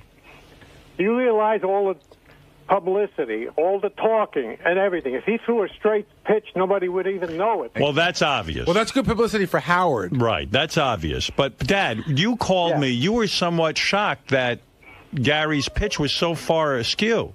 Yeah, I mean, well, of course. I mean, you bounced it. I mean, I went off into the space someplace. Yeah. I think it's still orbiting. Yeah, they still. But you think Gary's ball is still orbiting? Yeah, they call the ball Neil Armstrong. Dad, how did you come to see the pitch? What were the circumstances? It's a crazy. You know, I was just switching channels for some reason. I don't know what I was watching, and I went to 60. You know, where the Mets broadcast. Yes. And suddenly I hear your name. Right. And I look at this thing, and then I stopped and I started to listen. Then they went through this whole routine. Gary was in the stands with one of the broadcasters, and they were talking about it. Right. I hadn't seen the pitch. Then he mentioned, Monday morning. Then he said, then they did a playback, and that's when I saw it. Yeah, I know you called me. You almost found it incredible that he threw it that far off. Yeah, well, I mean, listen, I know Gary is an athlete. I mean, he doesn't sit in a chair all day. Well, so he knows how to throw a ball. He almost sits in a chair all day. Hey, Dad, Robin describes you once dropped $1 so you could see down her dress or something. Do you remember that? I think Robin is hallucinating. Oh, stop it, Ben. I dropped a buck? Yes, you did. My father wouldn't part with a buck. No, the reason that you're exaggerating was 50 cents. Well, she's an attractive woman. Why not? I mean, I understand. All right, Dad. Well, would you say it's among the worst pitches you've ever seen? Gary's pitch. Listen, it wasn't a pitch. Right. A pitch goes into where the catcher is. This was like a ball thrown into space. Well, it hit the umpire. I don't. Did Gary ever explain? I mean, what happened? I mean, maybe he was holding the ball in a certain way. Maybe he wanted to throw a curve. Yeah, he was trying to throw. He was trying to throw a changeup or a slider. He claims, Dad, that he was so nervous that he had a plan to pitch a certain way, and then through the pitch, he changed it somehow. But I think he just doesn't know how to throw. I figured he was throwing a screwball or something, so off it went. Screwball. Well, I'll tell you one thing. It made a lot of news. It's very exciting. Right. And if he could do the same thing next year, you'll have a good year. All right. Thank you, Father. Right. That's my father, Ben Stern. I told you he can't comprehend how Gary could throw doesn't know what that was. Well, he's right. It's not it's not even a pitch. To call it a pitch is it's ridiculous. A pitch has a different definition. But as a businessman, I'm benefiting because I own gaypitches.com. Oh, so that's a very popular website right now. So, Gary, this whole pitching thing doesn't look like it's going to die down anytime soon. Oh, I disagree completely. It's already half of what it was yesterday. But Howard had a bunch of people call in today, Johnny Damon, Len Berman, and they all think that this is one of the worst pitches they've ever seen. I don't dispute that. Would you say you think it's definitely in the top 10? I think it's definitely in the top 10, probably around 5. Could be. You could even make the argument it's in the top 5, but it's not in the top 3. Is it making it worse having someone like Johnny Damon call in and say how bad it was? I don't know. I mean, I don't give a shit about Johnny Damon. I mean, he seems like a nice enough guy, but I don't care about the Yankees, Or Mr. Stern calling in. That one probably means a little bit more to me because I really like Howard's dad, and I guess the only people who can insult you are people that you like. Do you know what I mean? True. Yeah, you don't know Johnny. I don't know Johnny from a hole in the wall, and I don't think he's really looking to insult me. Probably sounded like a fun thing to do, and he's a fan of the show. Is there any way you can redeem yourself? I don't know. Maybe. I don't know. I'd have to think it through. Not another pitch? I don't know. They asked me about that yesterday. I don't really feel like in another pitch mood right now. Maybe in the future. You never know. What kind of ball is this, man? What kind of ball you getting? UL Washington. Hold on, man. Hold on. You ready, man? Hold it. Oh, Frank. What about right here? Free target. Free target. Oh, nice! Let me try one. Let me try one. Free target? No, you'll hit it. You'll hit it.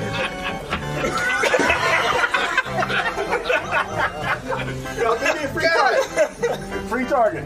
Might come at your head. Go ahead. Can I come at your head? I'll catch it like a fucking Oh! Wow! You hit our head of security. Yeah, like the Now it's my turn to duck. That was very Gary-like. Duck it up.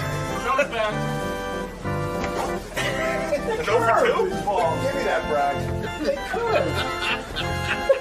Hit the fucking camera guy.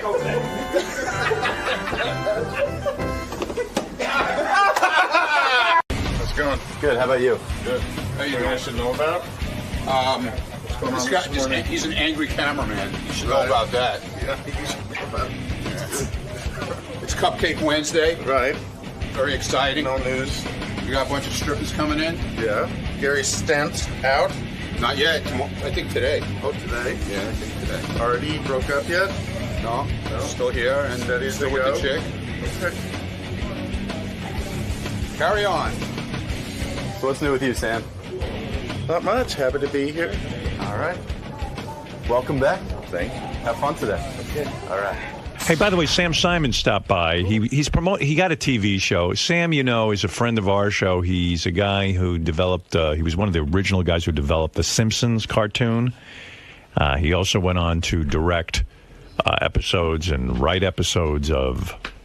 He's written tons of great sitcoms. Taxi. Yeah. What give you a resume besides The Simpsons? You also did, what was his, the Drew Carey show? If you bring a hot chick in here, Sam will give his resume. Go ahead. Taxi, Cheers. Yeah. Tracy Ullman Show. What'd you do on Taxi? I was running Taxi when I was 23 years old. What do you mean? Describe for the audience. I was the showrunner. I was the producer. People not in showbiz don't understand what a showrunner does. They pick the stories, they run the rewrites, they edit the shows. That's what you did on Taxi? Yes, when I was a child. I'm trying to make you relevant to the audience. It's going to be tough. Yeah. That's irony. I got my work cut out for me. These shows are... So you were the showrunner on Taxi when you were 23. Yes. How do you get a job like that? How do they discover you for that? I wrote a script on my own, and it's called writing a spec script. Right. And I mailed it into the show. Right. And they bought it, and they made it. What were you doing episode. when you wrote a spec script? I was doing storyboards for an animation studio. I see. So you were in animation. That was your back. You see, this is how it all leads to The Simpsons. Wow. This is interesting. Right. You were animating. I was doing animation, I was doing storyboards and character design for Filmation Studios. It's the worst animation studio ever. They did crappy Saturday morning shows. What were some of the shows that they were responsible for? I'm going to tell you, and you're going to go, those are good shows, but the ones we did weren't good shows. We did Heckle and Jekyll, but it wasn't Heckle and Jekyll. It was the new, they would buy the rights I remember the to new these Heckle and Jekyll. defunct cartoons, and then they'd make really crappy versions of it. And what other crappy ones did you put out? The new Heckle and Jekyll? Mighty Mouse. The new Mighty Mouse. So it wasn't Mighty Mouse, it was the new Mighty Mouse. Right. Did you feel horrible putting out crappy cartoons? Oh my God, it was, I would wake up and watch them because you'd never get to see them. Right. And I did learn a lot because you never get to see them because they're drawn in Korea somewhere, right? And then, by the time they get back, you don't even get to view them. And they also they didn't direct the voices. Right. That's one thing that I learned is on The Simpsons, I made everybody do it like a play. Right. And they all sat around microphones, and we did, they did it at the same time, and they reacted off each other. But at Filmation, they wanted one person to do every voice in the show to save money. So the actors... And they had the guy that ran it, Lou Scheimer, he had his kids doing the voices. So they really knew how to cut. Oh my God! So the actors, and wait, they had stock footage. They had books of stock footage, right? And it would be Mighty Mouse flying around the moon, and it would be Mighty Mouse landing. And when you wrote the show, you had to do it so that 33% of the show was stuff they had already shot. Whatever they had in stock. Yeah, right. Yeah. So you were working there. You're a young guy, right. And so were you actually an artist? You would draw some of these things. Yeah. And then you go and you send a spec script. In other words, you said, hey, you know what? I watched Taxi. I could write an episode of this. You mail it to them, right? Blindly. And they read it, which is very rare. Very rare. How did you get them to read it? They had a policy that continued while I was there of reading all submissions. They did? Wow. And for some, Jim Brooks insisted on it. And that actually meant that while I was working on Taxi for 3 years, had to read these scripts all the time. How many, what are the odds of you getting your script on Taxi? How many scripts do you think they get a day, people writing spec scripts? I've never heard of anybody that sold their spec script that was made into an episode of TV. When I was in college, a lot of the students there would write spec scripts for their favorite television show. I remember this. And they, of course, Would they send them off? They would send them off, but they would all get rejected. I mean, no one even read these things. This is why I'm amazed by this. Remember, Grillo wrote a spec script For The Simpsons. That's right. He was this close to having it read. Well, you can... when you were you reading, can tell very quickly. You just have to read one page. When you were reading the spec scripts, yes. How many did you read a week? How many came in? We would let them pile up, and we'd read 40 or 50 of them. But really, you only had to read one page. Right. So my point is that here, against all odds, your spec script got accepted, and then once it got accepted, they hired you as a writer. And you would go home and write these scripts, and then they made you the showrunner. Yeah. Wow. 23 years old. Wow, kid. Wow. Unbelievable. That's pretty good. That's a pretty good career trajectory. I was very fortunate. Yeah. Plus, I learned the people that from that show, Jim Brooks and Ed Weinberger and Glenn and Les Charles. These are the best people that ever did it. So I got to learn. At 23, were you making big money doing that? You must have been, right? I thought I was. I was thrilled with it, but obviously, you're happy all the time, and you keep making more. It ain't your money now. Did you go to college? Yeah, I went to college. Did you? Yeah. Wait, listen. I went to Stanford. Know. I don't Come know. on. Sam, it's an audience listening to this. You're looking at me like I should know these things. People don't know. I went to Stanford University. You went to Stanford. All right. Yeah. So you're a bright guy, in other words. Yeah. You must have had a high SAT, right? I actually, I guess I...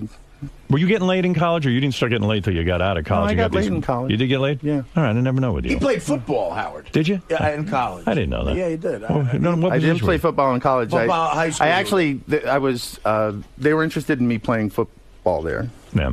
So, I think that may have helped get me into the school. And Stanford is. But I quit the first day of practice. You did. You didn't want to do that. I didn't think I was good enough. So now you become this writer on Taxi. Then how do you end up with The Simpsons?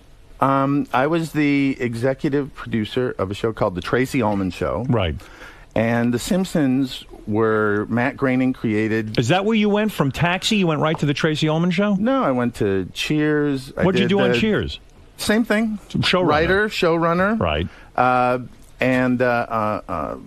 Then I was also on the first Gary Shandling show. The first one, not the Larry Sanders not the one show. you were on. Yeah, Gary the other Sandling one. show, yeah. And once you get in and they see how good you are, then the party keeps rolling. And each time you get a new job, it gets a little more money, right? Yeah. Yeah. And then you get to the point where you get a piece of the show. Right. Now, you didn't get a piece of the Taxi show. You didn't get a piece of you just get residuals. Right, all right. So then you're working on the Tracy Ullman Show, which basically tanked. But the big part of the show was they did those little cartoons, the Simpsons cartoons. Yeah. And you were working these 5 to 10 seconds. They called them interstitial cartoons. They would come on before the commercial. Right. And the whole premise basically was Homer getting Bart to leap into his arms every week. That was the first one, I think. I don't really. You mean the point of them was to get a father to love his son, or the son to trust his father? They were really just kind of beats. They would go to the movies, and people did respond to them. The network got the idea of making them into their own show. And who hired Matt Groening? Matt Groening was hired by Jim Brooks for the Tracy Ullman Show to do those, and then the three of us developed The Simpsons into a series. And we went to, it was the network's idea. You know Barry Diller. Right. He's the imposing he was the head of Fox Network. He was the head of, I think, all Fox. And we had this meeting with him where he wanted to know about we were pitching him the show. Right. They wanted to do it, but we wanted to tell him what we were going to do. Okay. And so he's very intimidating. Yeah. And he's in a hurry all the time. And so he met me and Matt and Jim introduced us, and so he heard Sam Simon and the Simpsons. Right. And it was this big conference table. And he called the show The Simons the entire meeting, and everyone was too scared to correct him. That's great. So he's sitting there and going like, all right, now I watch an episode of The Simons. What are the Simons doing? And it's like, and so we're going like, well, they might, the kid might be going to camp and stuff like that. And then he also had in the same meeting, he also used to have a a little teletype. This is more than 20 years ago. Right. And he had a little teletype so he could get, and he and only he could get news headlines while he was sitting there in a meeting. I mean, this was he was a real mogul for the day. Yeah. Right. And then suddenly in the meeting he goes, like the air comes out of him, and he just, he's kind of blank and quiet for a minute. And they go, Barry, what's wrong? And he goes, ladies and gentlemen, Halston is dead. Oh, my so I'll never forget where I was when I heard that Halston was dead. Yeah, big news. Halston. Yeah, you wouldn't have noticed all day, probably. Who's Halston? Yeah, right. So, but then he gave a green light, as they say, to The Simpsons. And how many episodes did he sign on for? They ordered 13 episodes. Right. Did you have the feeling that they all thought it would kind of tank? No one could have predicted the success. No, I didn't.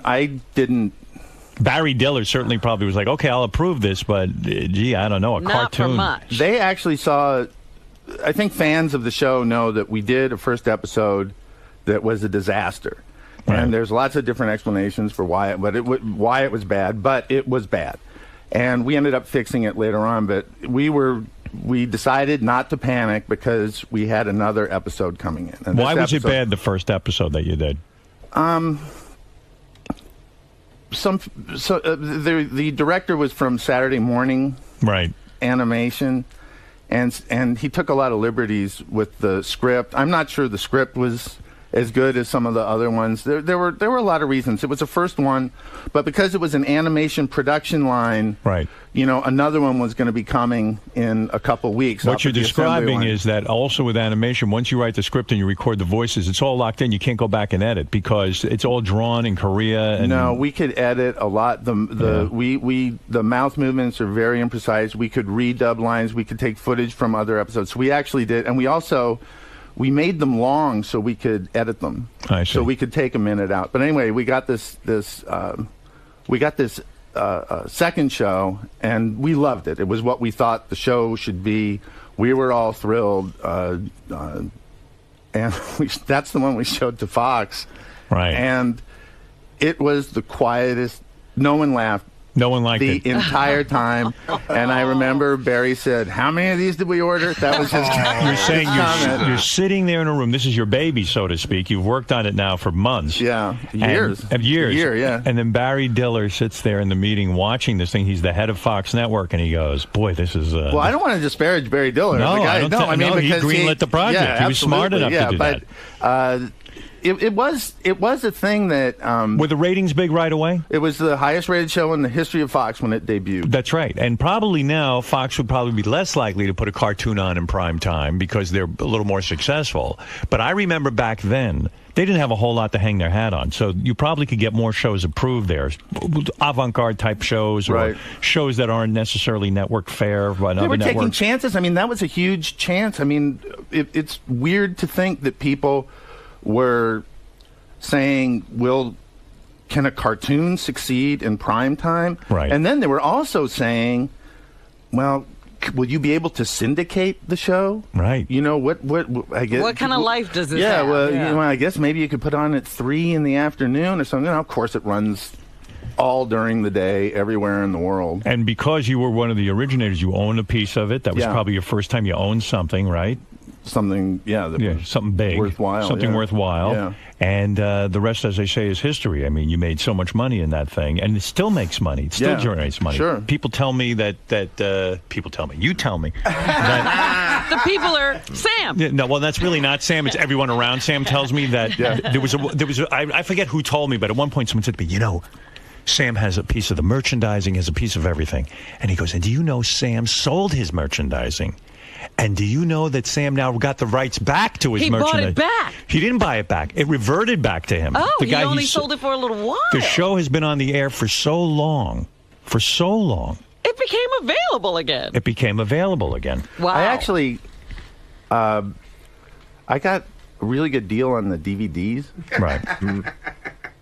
At the time, there was no DVDs. Right. There wasn't even. It didn't even exist. Home video had just started, so I was lucky with the timing of that too, because they probably said, all right, fine, give him that. It won't be worth Give it to him. It doesn't mean anything. You had some sort of negotiation. They go, oh, well, these DVDs are worthless, Yeah, so well, let's give it to Sam means Simon. less money up front. Give it to him. That'll shut his ass up. It's an unbelievable story, really, when you think about it. Someone told me, too, that when you were 23, you wrote an episode of Barney Miller. Now, was that before Taxi or after? I was a fan of Barney Miller, and there was a writer's strike, and Danny Arnold's company settled like a couple days before, and I just wanted to write an episode because I love the show. So I went in there, and in a day or two, I wrote an episode of Barney Miller. So the whole point is Sam stopping by today. I want to give him a plug. He's got a show that he just got for Playboy TV. Well, this show, I don't understand. This is a show. This one you don't understand? No, I don't. I understand all of your other career. Hey, but one more question before we get to the show. Go ahead. So when do you get your first celebrity piece of ass? When you get out to Hollywood, you finally get famous, you become a wealthy guy, you're a big man in the industry. How old are you when you finally nail a celebrity? Well, I've had girlfriends. Yes. Don't be humble. So, no. I'm just saying, my Jennifer Tilly, but she probably wasn't a celebrity when I met her. Well, you married her. Yeah. Jennifer Tilly. That was the first one? That was famous? Yeah. Famous woman? Yeah. Good for you. I think so. Braggart. And what was the advice How dare Jennifer gave you? What? And what was the advice Jennifer gave you when you got offered The Simpsons? She said, don't do it. It's a horrible idea. And then when you got divorced... We got divorced after 13 episodes. And we split after 13 episodes, and she gets a piece of everything. What a great country. I love that. And her advice was not to do it. I know. I wouldn't take it if I were her. Well, once she called me, and she was crying. And she's going like, I told you not to do the show, and it's turned out to be this amazing thing, and you're such a genius, and the money changed my life. And I thought she was going to say, I've had enough money. I don't need any more. It's just, let's stop. And I'm going, go on, get to the point. And she goes, I just want to say, I go, what? She goes, thank you. Thank you. So did she get half of your money from The Simpsons? No, she doesn't get half. But how much money do you think Jennifer gets? How much do you think she's realized over the years in terms of an accumulated wealth? How much money did you think she collected as a result of just being married to you for the first 13 episodes? I would give me a guess guesstimate. that ultimately she will. It might be how many? It might be 1, 2, 3, 4, 5, 6, 7, 8, 9 figures, maybe. Well, what do you mean? How many 9 figures? No. He's saying, 9 figures get you I think by the time it's all said and done, how much? Might hit, I don't know. Isn't that $100 million? $100 million. Maybe. Well, I don't know. I don't know. Numbers could be more than $100 million. That's what I got, but I'd say that's what I didn't want to say an exact number. But I'm saying, I don't think it's ever going to stop. Right. How long were you married to her for? Was it a year or 2 years? No, 7 years. 7 years? Yeah. And you think she'll realize about $100 million off of that? I hope so. Just a little piece of it. That would thrill me to death. Unbelievable. Because it means he gets so much more. Right. But That's isn't that it's got to bother you somewhere? It doesn't bother me at all. I don't believe it. Me neither. I got to tell you, it doesn't. It's the law. There's nothing I can do about it. He's resigned also, listen, himself. I left the show after 88 episodes. Right. How do you think Fox feels about me? Yeah, but you created it, Sam. You created it, though. A lot of people create shows and never get a dime. Her contribution was to say, don't do it. Well, that is an amazing story. That really is $100 million probably when it's all said and done. I don't know. You don't know. You don't know exactly where it'll fall out. Look, we've been more supportive. Give us some money. Yeah. Let's. I hit a $40,000 jackpot in Vegas 3 nights ago. How much? Oh, he just $40,000. You hit you played the slot machines? Yeah.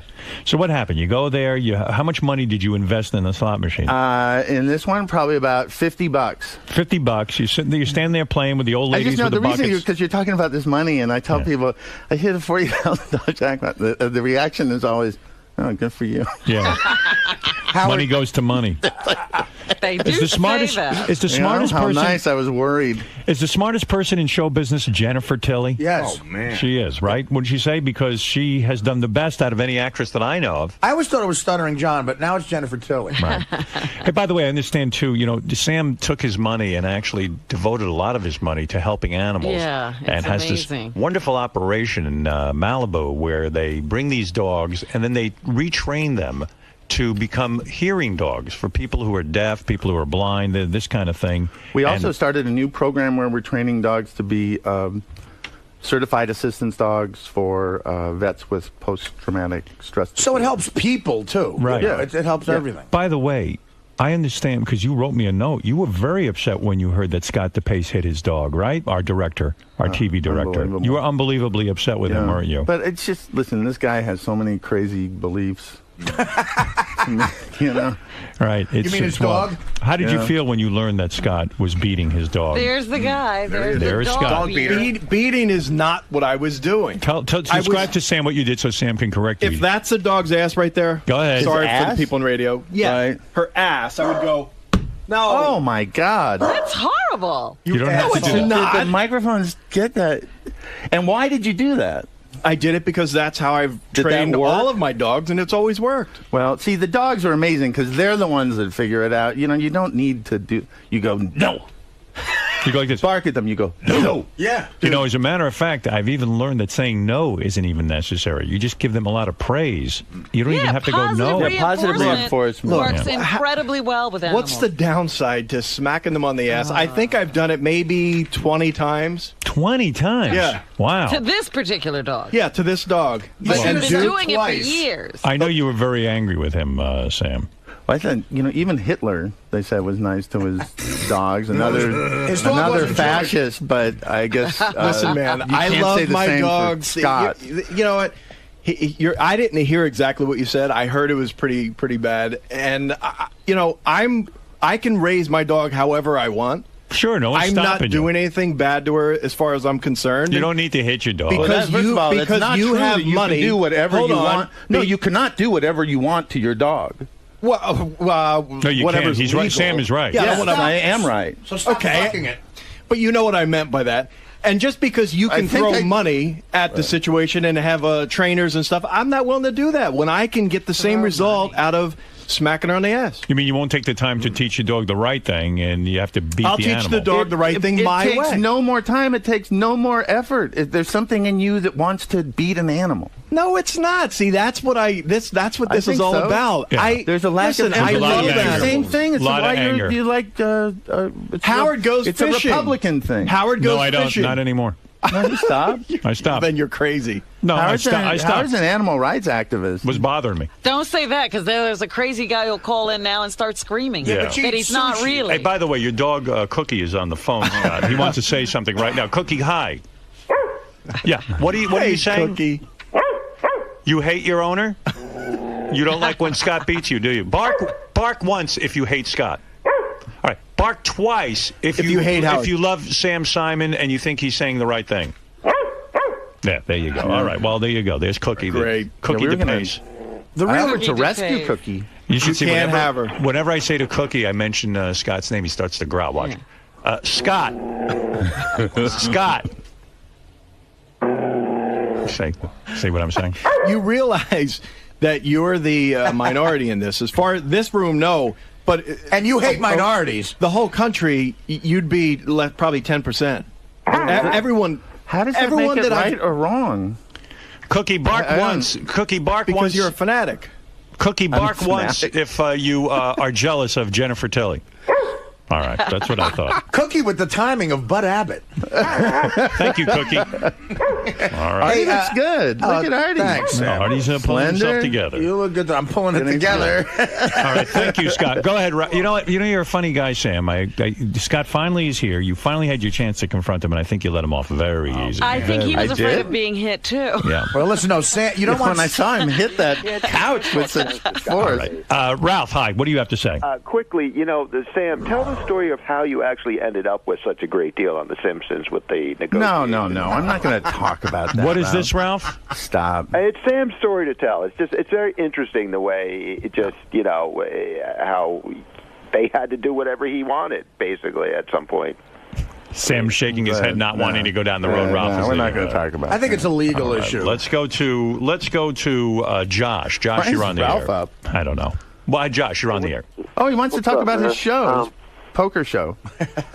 Oh, yeah. All right. Yeah, so let me do that. Yeah, quickly, please Josh. Explain No, I'll take a question. I'll take a question. Go ahead, Josh, real quick. Hey, is this guy, Ralph's dad or something got the same type of lisp, I've noticed. Lisp? Lisp. Yeah, No, you like fuck the same chicks. Yeah, but anyway, my question is, Sam, I want to know, like, what is the secret to taking something out of thin air to creating something? How do you come up with something out of nothing? Sam, how do you create a hit television show quickly in 30 seconds so that this guy Sum can it go up do for it? him. He probably wants to do this kind of work and needs to quickly learn how to do it. I'll have to say that there's a lot of kismet and fortune that happen. You know, just sometimes things click. You're working with talented people. No, There's a I'm good going to give you the real I answer. don't Josh, know. here's the real answer. Josh. You read magazines and get ideas. Right, Josh, you got to be are you a reader? Are you a guy who takes reading and ideas seriously and forming ideas and trying to write stories? Yeah, I read. No, yeah, no, definitely. all right. Read. All right, anyway. Let's Sam, look at how do you think?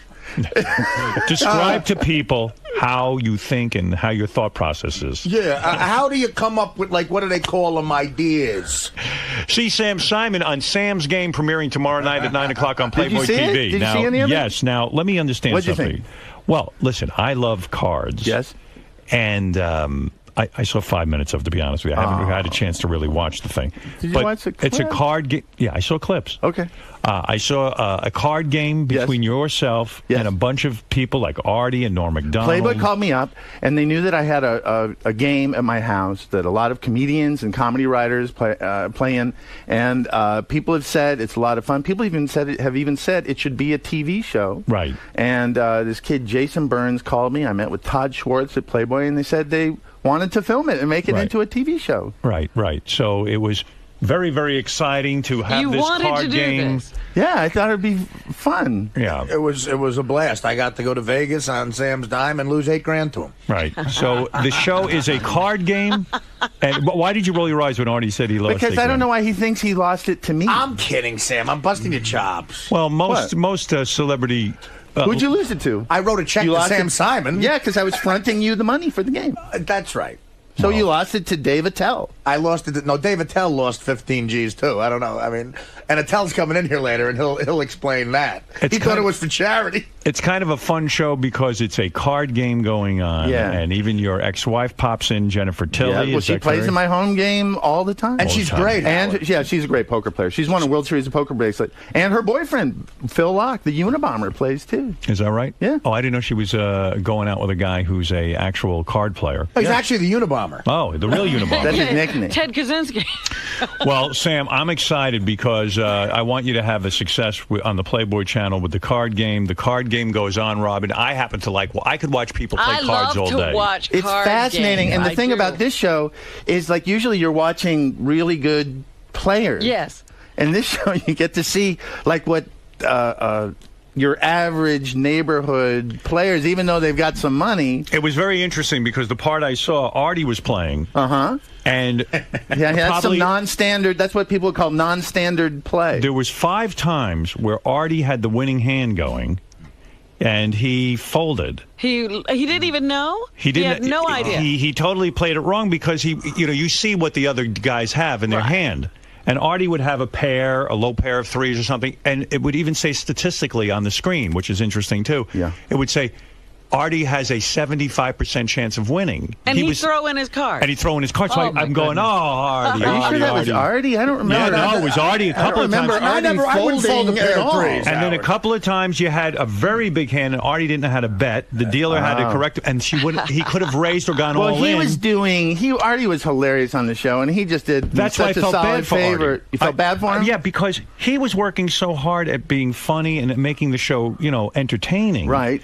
That he barely was paying attention to his cards. He could have won a lot of money in that game. Well, I did win. It upset me. I got what you call rivered a couple of times. One time by Norm. Yes. He pulled a flush. He pulled a flush. And you but how about when Artie had Artie goes, I have a straight, but he had a flush. He didn't even know it because he's there so were busy. some things. I think he was doing a character for comedic effect of a guy that had never played poker before.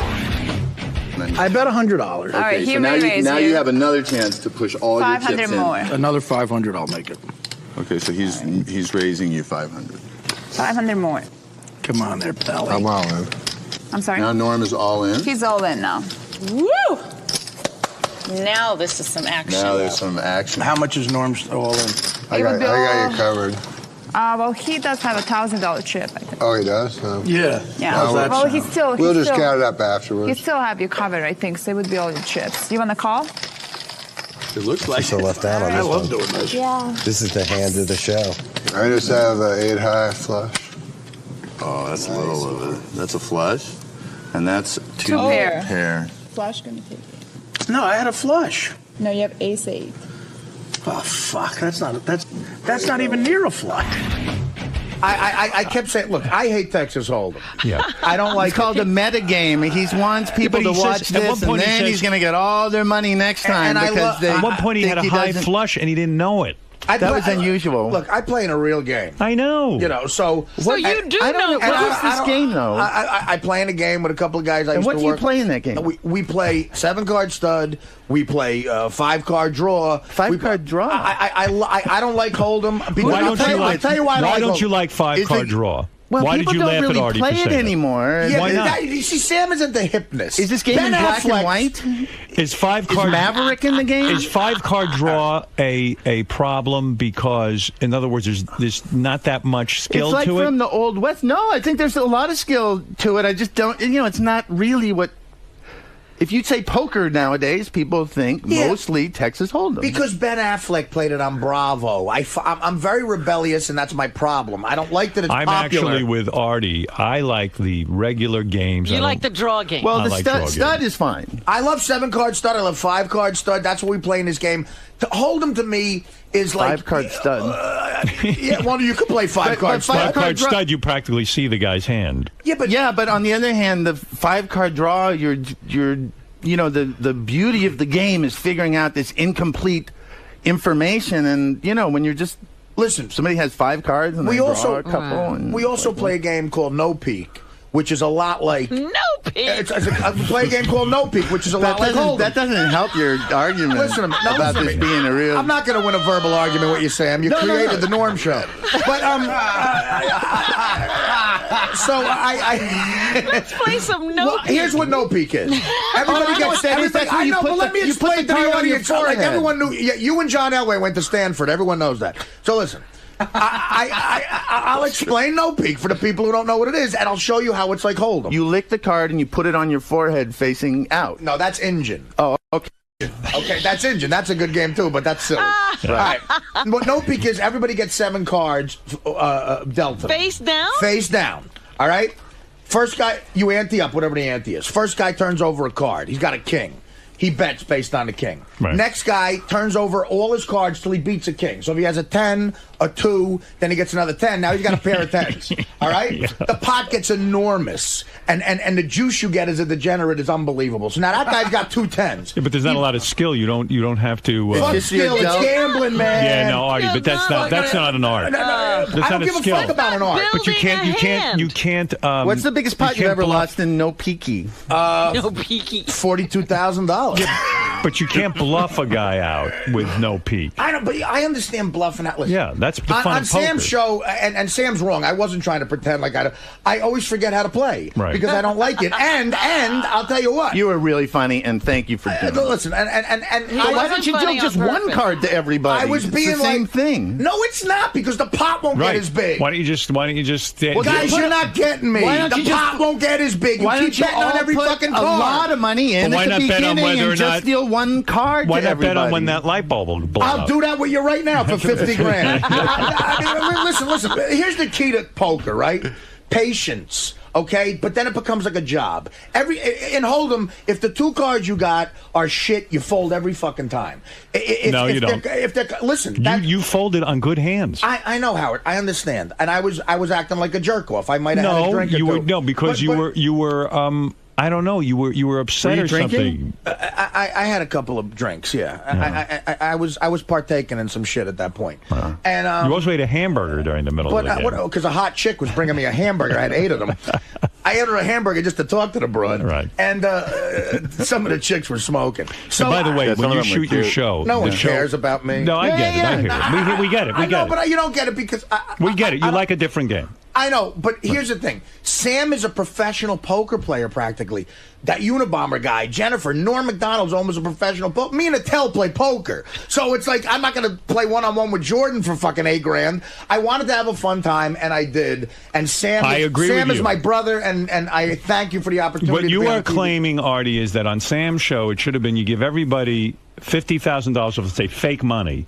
They all play for charity. No, that's no fun. That's no fun? No. Well, what did you want? I'll really lose my own money. Right. But I don't want to go into Sam.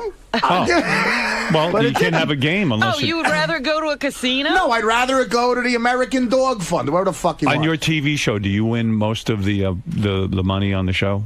Does it prove that you're We made a conscious effort not to keep track of the thing. I think I may have won. Did you see the one where we all go in blind? No. Oh, I lost a lot of money on one. I was actually blind for that, though. Howard, let me explain Injun to you, because this is the funny No, I know what that is. I know what Injun is. I've seen that. Scott DePace likes to play. All right, listen, Sam Simon, it's called Sam's Game. Dave Attell plays, Jeff Ross, the great Norm Macdonald, Jennifer Tilly, Phil Locke. Who else? It's a lot of fun. Artie Lang. Ralph played. Ralph is on there? Yeah. Okay, we'll First have of all, to see that. Sam Simon, Sam's Game, premiering tomorrow night at 9 o'clock on Playboy TV. Sam, I wish you a lot of luck with the Thank TV you. show. You would like this to go on. You had fun. Yeah, I had a great time. Well, listen. And people that played on it had a lot of fun. Okay. Listen. I did, Sam. Let me tell you something. If this is as big as The Simpsons, there's no telling how much money Sam will Can you make. syndicate You never this? know. Do you rerun it? You could watch. I have a feeling this is another Simpsons. Sounds like this might be the same magic. It has the same components. You never know. By the way, Barry Diller. JD liked it. Barry Diller said to me just the other night, he said, you know what? There's no way Sam's show can work. So, we ordered how many episodes of this? Sam, I told you not to do it. Can I get $100 million if it works? In fact, Jennifer Tilly herself said this was a bad idea. And you know that's lucky. Sam Simon on Sam's Game, premiering tomorrow night at 9 o'clock on Playboy TV. Check it out. See if you have some fun hanging with Sam and his card game and friends. And it's a lot of good times and a lot of hot chicks on there, too, from the Playboy channel. Brandy Roderick.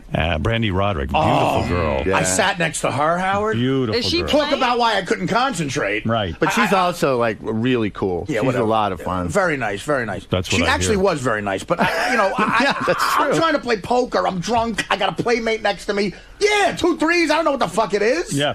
I felt bad for Artie. I feel like you bamboozled him. There were a Because lot of obstacles there. he was busy trying to be funny. He was busy trying to hit on Brandy Roderick. Did you see when he hugged that girl? When he hugged that girl, I thought they were going to arrest him.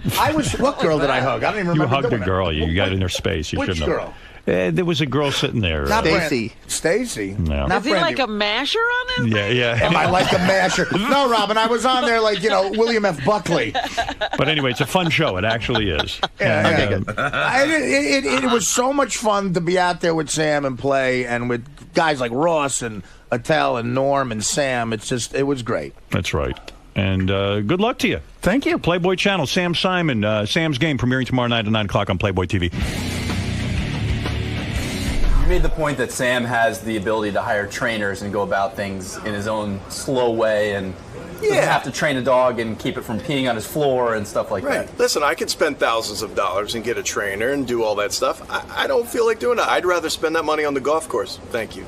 Do you think this is indicative of how Howard has changed over the years as he's gotten more money and he's siding more with celebrities and their way of doing things? He's definitely getting more liberal, more I've got enough money, so now I can be, more liberal in my ways. And I think maybe Beth is swaying him, with the dog stuff. But I love my dog and I would never hurt it. But just because I smack her on the ass, she gets the message and that's it. It works.